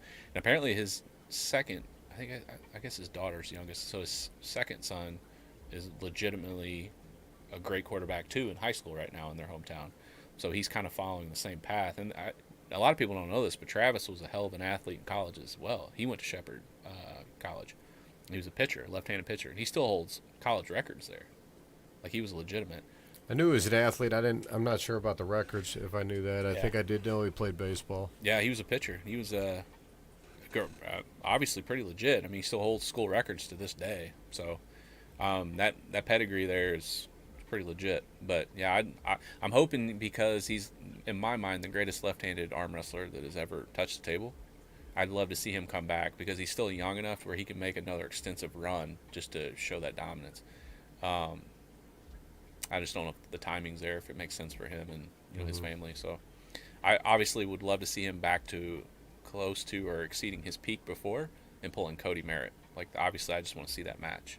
Do you think it still happens now that he lost to Alcesser? Because it was supposed to happen already before that. I would love to see it happen. I think he could still make up ground And Yeah, I don't think that should slow him down. no. He rolled off the couch. He said he trained for a week. He was really, to me, looked in control the whole time, and I feel like, depending on how the money situation turned out, he might have been able to win that anyway. Well, I'm sure he made money regardless, right? So well, that's the goal, then it was so. a win. So, like, to me, he didn't look like he was dominated by any means, where it was like he didn't belong there with El Cesar.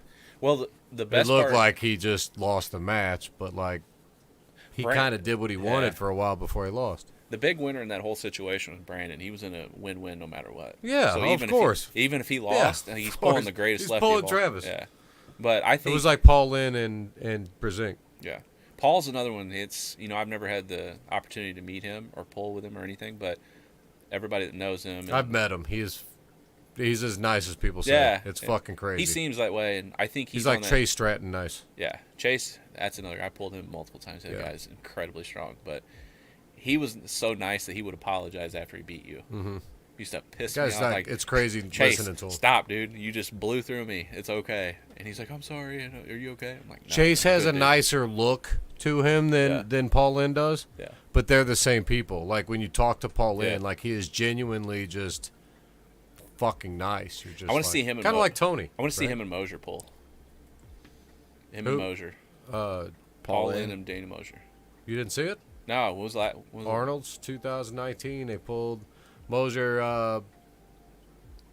Mosier smashed him in the tournament. Okay.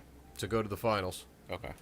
Paul Lynn won the B bracket. Came back and faced him. Came back, faced him again. They got in a fucking war. Paul won.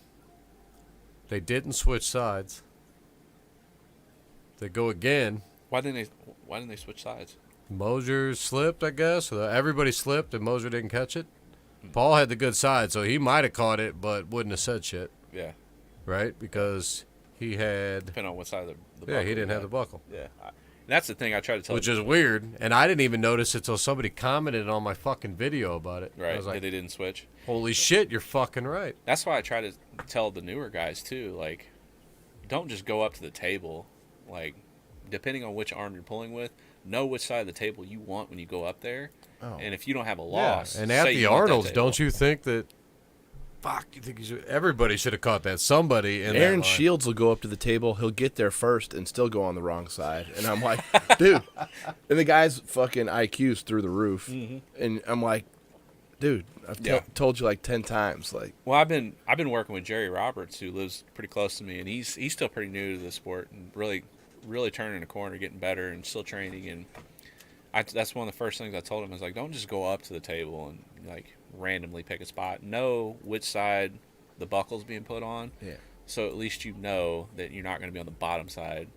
If the straps go to. I'm not sure if I'd care on the buckle side. I always walk up to the right side, right? Yeah. Like I'll go to that side. I go to the correct side. I'm starting to wonder if it's not the right side. You got to think when they're applying the buckle. Depending now on, you want the buckle. No, I get why, right? Yeah. But in my sense, I don't know. I don't know what. A lot of it depends on, in my opinion, how you're setting up with your hand and your elbow and like placement and stuff. Because a lot of guys, are trying to gain height and depending on what you're trying to accomplish, like it might not matter as much. But you got to be cognizant of the idea that when your buckle's on your hand, the most pressure is going to be on your side, so automatically your wrist is going to want to turn back because they're pulling that direction, right? And so that automatically torques your hand this way. So what does that do to the other person's hand? That's just but I always adjust that as they're pulling. I know that's my hand. So when they're pulling, I'm making sure that when they pull that I'm not going to get fucked. But when they're applying that down pressure, that automatically makes your hand do this, right? So that's why everybody's trying to get opposite. I turn that way. So to offset it, right? Yeah. So I'm coming this way as they come up. I'm trying to go higher. Yeah. They yank down. Yeah. But I feel like when I'm on that side, the buckle's on this back side, right? Yeah. That it has more to do with my elbow coming down. I'd rather like the way it's starting. Yeah. I think it works out better in my favor because the down ref's on my elbow. I've probably been in the straps maybe a handful of times total while I was pulling, just because I was always in a hook. So I really didn't get there. There's a couple times in WAL I would flop on purpose to get to the straps, just so I could hang on to a guy that's a top roller trying to get out on my fingers. So I would do that. But as far as like strict rules, not WAL, I don't know if I ever. There might have been a couple times I went to the straps just because of my pulling style. I'd never get there. You're kind of a hook guy, right? Yeah, hook or like a low hand top roll type. I feel like I would see you in the straps. Like I said, not very often. I don't mind being in them. I always practice them and stuff, but yeah. Is this the Arnold's? What year is this? 19? Yeah, 19. There's another guy I love watching is Jeff Hale. Oh, is it? He's another person that's very intelligent and done very well for himself down there. He was real little that day. I tell you what, man, that fucking... I think he's a former baseball player, too. So somebody else that is... That Mendogas? That was here? Right here? Yeah, that guy's a monster. Dude, he's fucking toying with him. So if you want to watch somebody on YouTube that is very technical and actually wrote a book on arm wrestling, watch James Rodriguez, who I'm actually friends with. He lives out in North Carolina. He pulled for a long time and has national championships in multiple weight classes and is an impeccable strap game. I still have his book. He's very intelligent, and if you reached out to him wanting knowledge for arm wrestling, he would give you all the pointers you could get. But he's another one I would definitely tell anybody to look up on YouTube and watch. What's his name again? James Rodriguez. Yeah, I read that book. Yeah, he's incredibly intelligent. And, you see him just toying with him? But that's the difference between somebody with a hobby and somebody that's an everyday activity, right? Shit, it was crazy. And I'm not downgrading Jeff Hale because I know he trains like a monster, but when you're going against somebody you automatically know, like, this is their livelihood, like, you're already at a disadvantage. Dude, when I was watching him at the after table over there, the Mendogas, it was fucking ridiculous. Like, pulling with guys that are like 220 pounds and just... Giannis is another one that's like that. What do you think about him and Corey Miller? Giannis beats him. Ooh, I love Corey Miller. What's the rule set? WAF, I would assume. I don't see why it would be any different. I gotta go. Yeah. You see him? Is the best out of? What do you want? What do you want to do? Where do you want to go? Mendoga. Yeah, that guy's incredible. He's even like, fuck it. It's crazy. Well, and the crazy part is because you know at what level, kind of know like what level Jeff's at. Like he's a high level elite pro, like in the United States, and that's what just happened to him. Yeah, Giannis, I think, takes that. He's just so you notice him coming up, right? This is the first round of the final, so Moser's on the A side. Yeah. I've only pulled Daniel one time left-handed. Is that actually at the Tennessee Harley pull? Yeah. So in the tournament, Moser just flashed him. Yeah. Like just, bow. It was done. And it was relatively early. So I guess in the 200-pound level, when I think of pecking order, I got to put RVJ 1. And then it gets kind of murky after that, right? Because we haven't had like all these guys at a tournament or anything here recently. It's been more of a super match format. So it's kind of interesting because you have Paul Lynn, you have Mosier, you have Brent, as well as a couple other individuals like Brandon El Celsor. I apologize if I'm butchering his name. I think it's right. And see, Paul's side pressure is pretty impressive there. And see if he would lat drag back a little bit and go through. Paul's Daniel's really new here, too, remember. Yeah. This is 2019. That's why I'm saying I want to see him pull now. Because if Paul would come closer to his arm and lat drag back to open up Daniel's Daniel's got a lot of back pressure, so that's locked in. Back. But Paul is very new. I think he'd only been pulling for like 2 years here. If Paul's rotation is strong enough, he can go through Daniel's lower fingers and come around his hand. Right, if he's got enough side pressure coming forward and using more of a push motion. And plus, when he comes forward... It's a late Bob Kosel on the downside there. And if he comes forward, too, and meets Daniel at the back of the pad, Daniel has nowhere to go. Oh, look at that domination on the hand there. He's in control. See, Paul needs to come tighter there, in my opinion. Come up to his arm. Come through the fingers, and then go towards that front left corner of the pad because he's got him open right there. He needs to come forward. My shitty angle. I'm at the scoring table when I took this video. And this is 2019 Arnold's. Mm-hmm. Yeah, I think this match goes a little different. I think Paul takes this if they're in a super match format. So if you watch, they got to do it again, and then they don't switch sides. Oh, wait, you got Is that Robbie Burnett? Burnett and Barboza. Met Barboza in Vegas. He's huge for his height. Really He's wide. He's a fucking super nice guy, too. Yeah. He's been in the sport a long time. Robert Burnett's no joke either. He's somebody that doesn't get enough praise. He's very strong. No, and down there at the Arnold's, he was cool as fuck. Him and Brian sitting Yeah, at Brian's the been hotel around in a the long morning. Like, they came up and sat with me, and we ate breakfast. And time. I think I would love to see Robbie and Chance Shaw pull again. I think that'd be a great matchup. Robbie tried to come down to 230, and he didn't make it. He made it to like 240, somewhere right around the Worlds, IFA Worlds. Because I think he showed up down there and didn't pull. Or he did pull in the Worlds, but he was like, he didn't make the 230 cut. There's a lot of See him on the pullers same down side? south that are legit. Yeah, That's a big fucking deal, right? I mean, you're talking about the Arnold's, the finals, and Moser just got the buckle again. There's so many variables. They could have been running, short on time or whatever else. Nah, man, that's just a fucking miscalculation somewhere. Everybody fucked up. Yeah. See? At that point, it looks like Paul's got him. Like I got to go. Yeah, if they're pulling now, I got to go Paul with a 1 or 2 Yeah, you match. would think Paul definitely has come further right since then than Moser. What are the rankings at 200 pounds right now for the U.S.? 210, right hand, I believe number 1 is Moser. He's number 1? He should be. That's I interesting. don't see why anybody would be ahead of him at this point. RVJ's inactive, really. Yeah. I mean, I understand. He had one match, but it was in Europe. Yeah. I mean, I take that loss with a grain of salt. He's pulling Sasha, who's world-renowned. Moser, then Silvers. Chad's number 2. When was Chad last active? Fuck, it's probably been a while, too. He probably... I think you might want to update that. No, because I just asked. He's pulling. Yeah, he's definitely pulling because these guys keep up with this shit. Yeah. Crazy. So Chad's number 2. And then Andrei Sharkovich. He's legit. And then Elsesser. I think I'd love to see Brandon and Chad pull. And then Langston. And then Rockers. And then Lynn. Dallas is so sneaky good. He's really came along. Well, he got that win over Brent and at Brewski's. He's such a different puller in the straps. Yeah, and he tied Sean Hancock, lefty. Is he better right-handed? I don't. I think Langston's a lefty, ain't he? I don't know. Is he lefty? He might be both. I thought he was righty. I could be wrong. He's ranked higher left. How about righties? He's 5th. Let's see. How about Derek Smith and Tim Bresnan? Nah, he's got to be righty. I would have never guessed that outcome. He's not even on the lefty list. Who'd you say? Tim Bresnan and Derek Smith. I'm going to preface this. So I've got the opportunity to meet Tim down in Tennessee because I think he has property down there, and so I met him at the Harley. He's a good dude. Super nice guy. Unsuspecting strong. Derek, I believe he started in the sport about the same time I did, so it's been fun to watch his progression.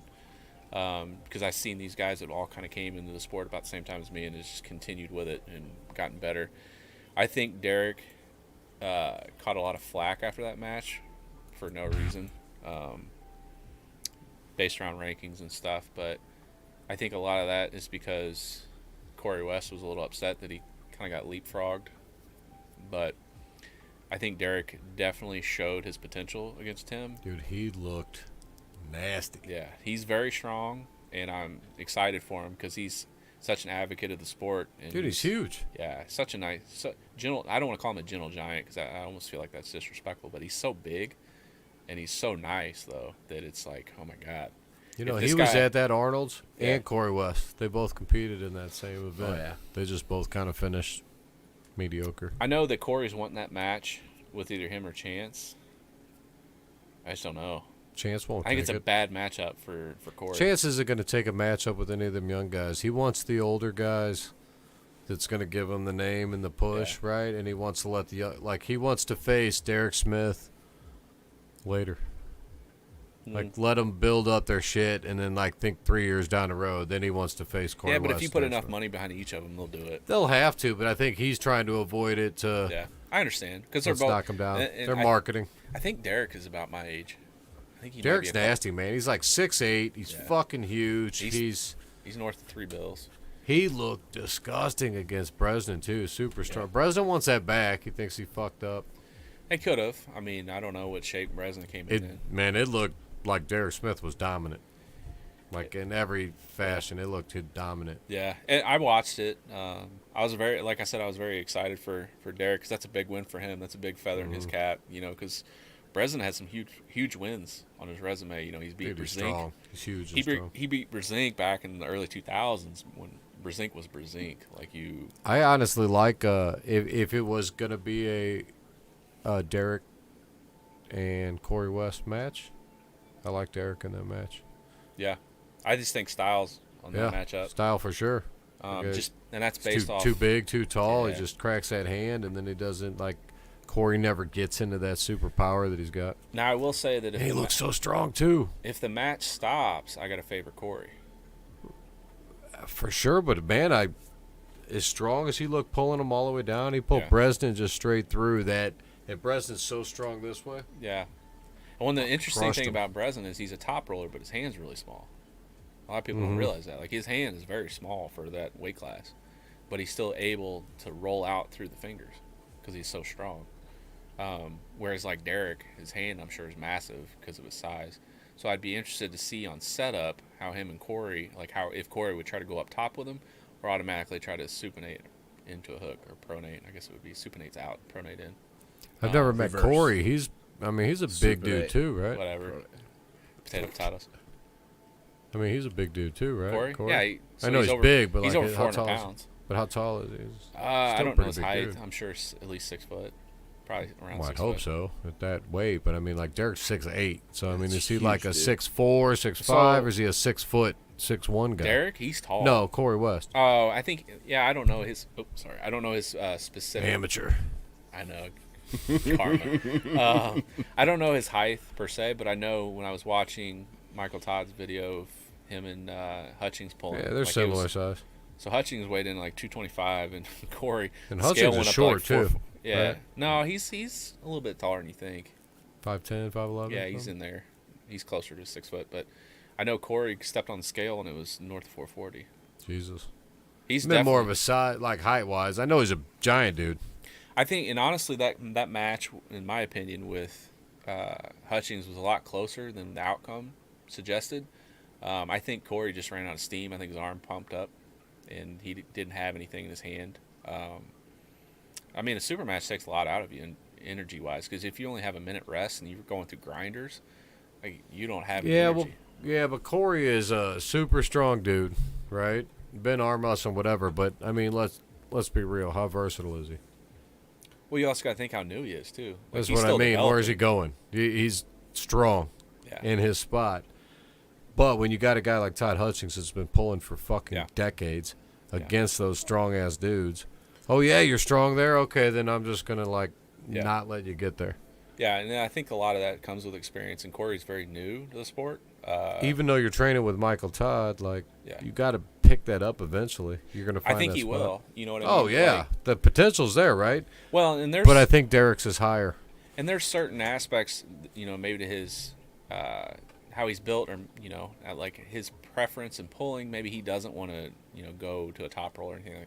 I never had any aspirations to top roll, specific a posting style, just because I knew it wasn't going to benefit me. My hand was too small. I didn't have enough up pressure, so I just navigated away from that. And he could be that type of person where he's going to focus on this style of inside pulling for the first couple of years and get that locked in, and then start navigating to his weaknesses, which is what I think. I'm sure they're training everything because he does. I mean, Michael Todd's probably one of the best people you could potentially train with, but I think to me it makes sense. I always try to focus on my strength first and really build it up to where I have that ace in the hole, and then start supplementing and trying to figure other things out. Because a lot of people, I think the one thing a lot of people don't train enough early on is the rotation. I mean, obviously top rollers train it, but I'm saying in a defensive position, if you have enough strength to rotate through somebody's hand or come out of a losing position, you're going to be putting that person that's on the offensive in the defensive position pretty quick. So I always try to focus on that. So when I first started out pulling, I would always be in a defensive hook. So what would set me apart is I was able to rotate through that hook and flatten that person's hand back out and then drag over. And that was by design because I was always training with Josh Dale, who was a posting style top roller. I couldn't practice with him because stupid strong hand.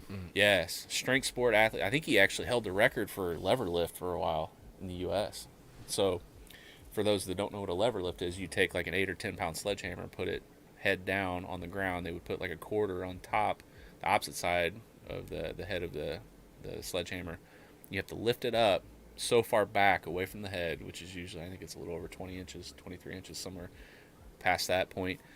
Lift it up off the ground while standing next to it and set it up on a footstool. I think he did it almost all the way back to like the handle. Like this guy was, it was incredible. Strongest hands and wrist ever, and he's walking around at 194 now. Jesus. He national champion from here. I think he pulled, was it 185 or 187? Won nationals. Stupid strong. Like I said, he won, or didn't win, but he placed top 10 in those WAL tournaments. Like, he made decent money. He was legit. He'd ruin your day pretty quick. But I was fortunate enough that he's the reason my hook got as good as it did, because I couldn't do anything up top with him. Like, I just naturally went down and just said, fuck it, I'm committing, and this is where I'm going. So I give him a lot of credit for as far as I got in the sport. Plus, we were always, traveling together and helping each other, in tournaments and stuff. So, yeah, if you ever have an opportunity to train with him, Sean Dempsey is another one that's just incredible strength for his size. That guy walks around under 170 pounds and will just show up and win a tournament on a whim and drink beer the entire time. Yeah, I watched him pull fucking Schwarzkopf over. Yeah, he's no joke. And I think he still trains a little bit with Quentin guys. Yeah, he shows up at Brewski's every once in a while. I love Sean. He's such a nice guy, and he used to show up every once in a while, and he would just wax people at that 176 class. Just give everybody fits. Yeah, so strong. Long arms. I haven't seen him in a while, but yeah, another one from this area. So the original person I started out talking to figure out about arm wrestling in St. Louis was Jeremy Plaster. That guy was a 154-pound monster left-handed. Yeah, so he was essentially, I would say, at least from my knowledge, was one of the original people that started arm wrestling as like a team in the St. Louis area. Where's he at now? I don't know. I'd have to ask Sean. Let's get him back on board. I'm telling you right now, he would ruin some days. Stupid strong for his size. He's another guy like kind of built like a Dylan Burns. A little bit shorter, a little bit smaller overall size, but sneaky strong. And he came back to St. Louis area there for a while, I think through that WAL stretch, and kind of traveled with us. And he showed up, and people were like, oh, shit. Like, it's going to be a long day in that left-handed class. Because he was no joke. Yeah. Oh, yeah. Well, it's been good, man. I guess we're probably good here. What do you think? Yeah, I like it. Yeah, I appreciate you having me on. Anytime you want to chat and cover all the different spectrums of my life and have any questions for me, just let me know. I'm ready to get in the passenger side of that car, I think. I want to know about this demo thing. I'm not sure the wife will be happy, but I don't think I give a fuck. I don't think you do either. No, I want to do this shit. Yeah, you look like you're pretty locked in. I'm in. Anytime you want. There's passenger seat, and Let's risk it. I mean, if it's the last day, it's the last day, right? Hey, nah, you'd be good. What are you going to do, Fuck it. Right. You'll get an adrenaline rush, I promise you. There's no doubt about that. Guarantee it. Like, that's like covering all my fears. Like, I thought I could beat it by my fear of heights by jumping out of the airplane. Maybe I can beat my fear of being in the passenger seat of a car by getting in a demolition derby. I tell you what, it definitely it's worth a shot, baby. Yeah. You're guaranteeing a wreck, right? Like, here we go. Yeah. You're going to get hit. You won't get near as nervous on the road afterwards. Maybe I should be a part of building this car. Like, I want to. What are you doing? Reinforce that passenger side. I'm going to add a little extra over here on the passenger side. Yeah. No, let me know. When is it? Is it coming up soon? So the first show is either. So I have two opportunities. So the last week in April, or I think it's the following weekend. That's Kentucky Muscle. Yeah.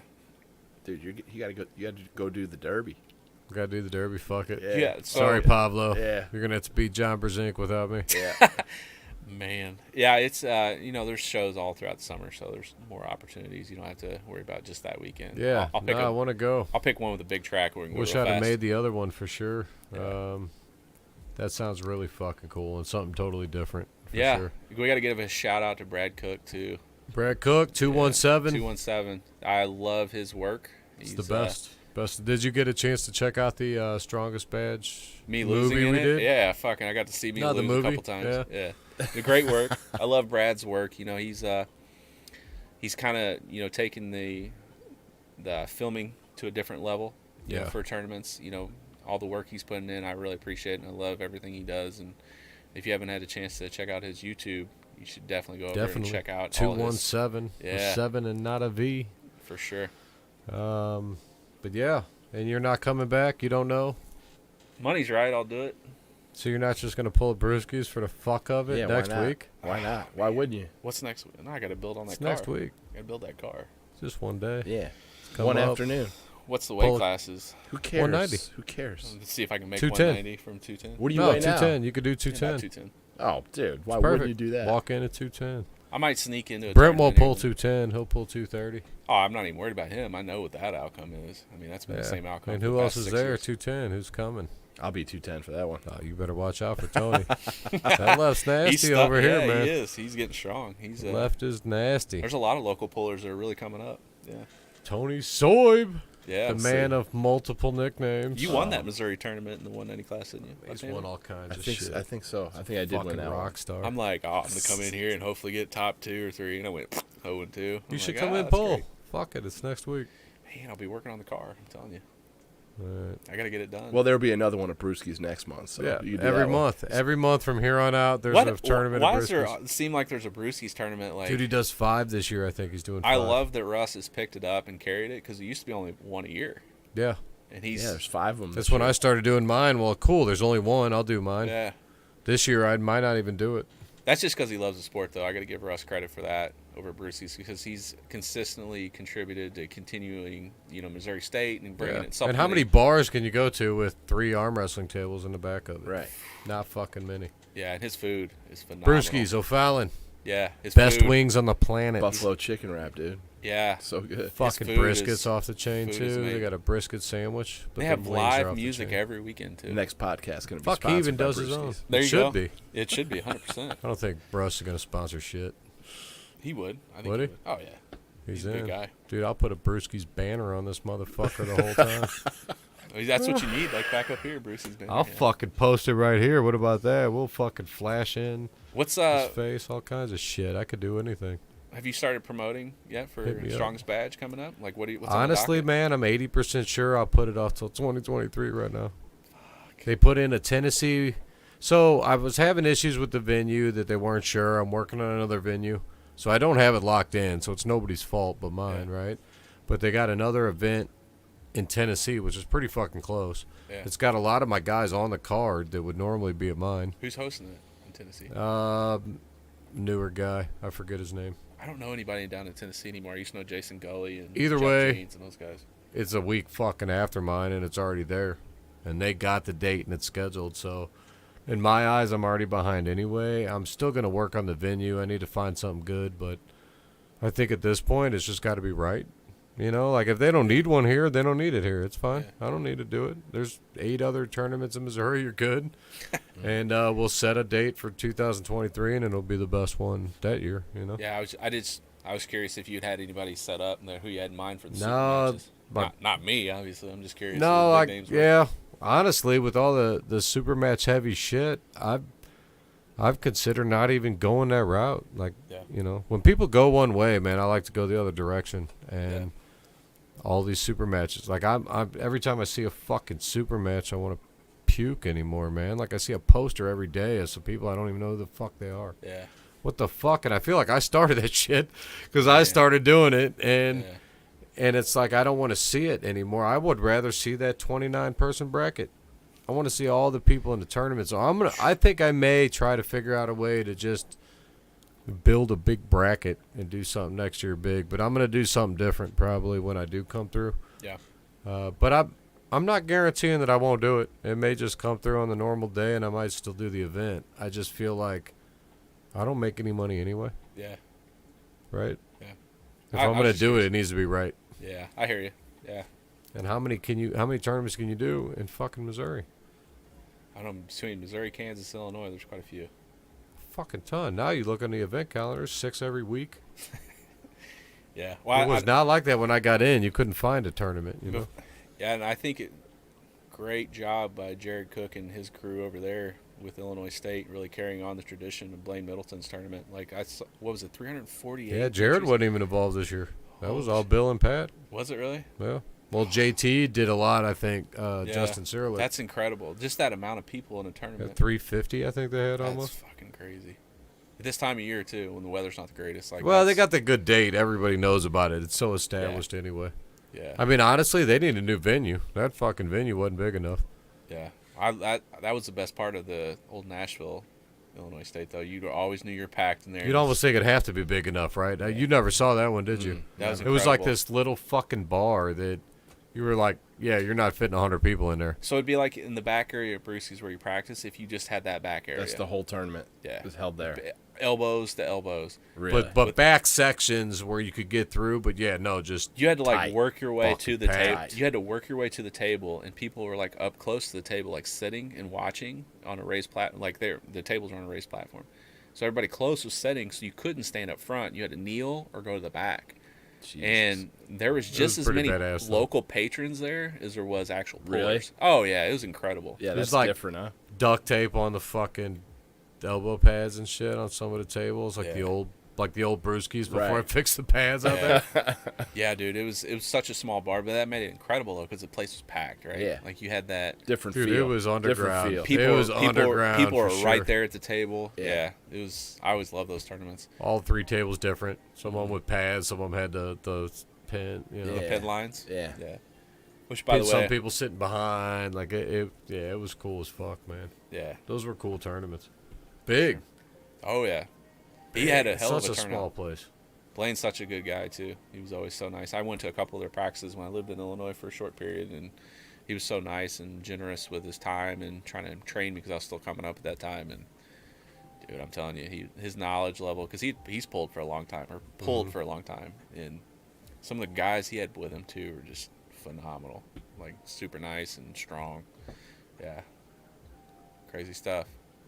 Good shit. Yeah, man. All right, that's Matt Ellis. Thanks for coming, man. Yeah, buddy. Appreciate you. it.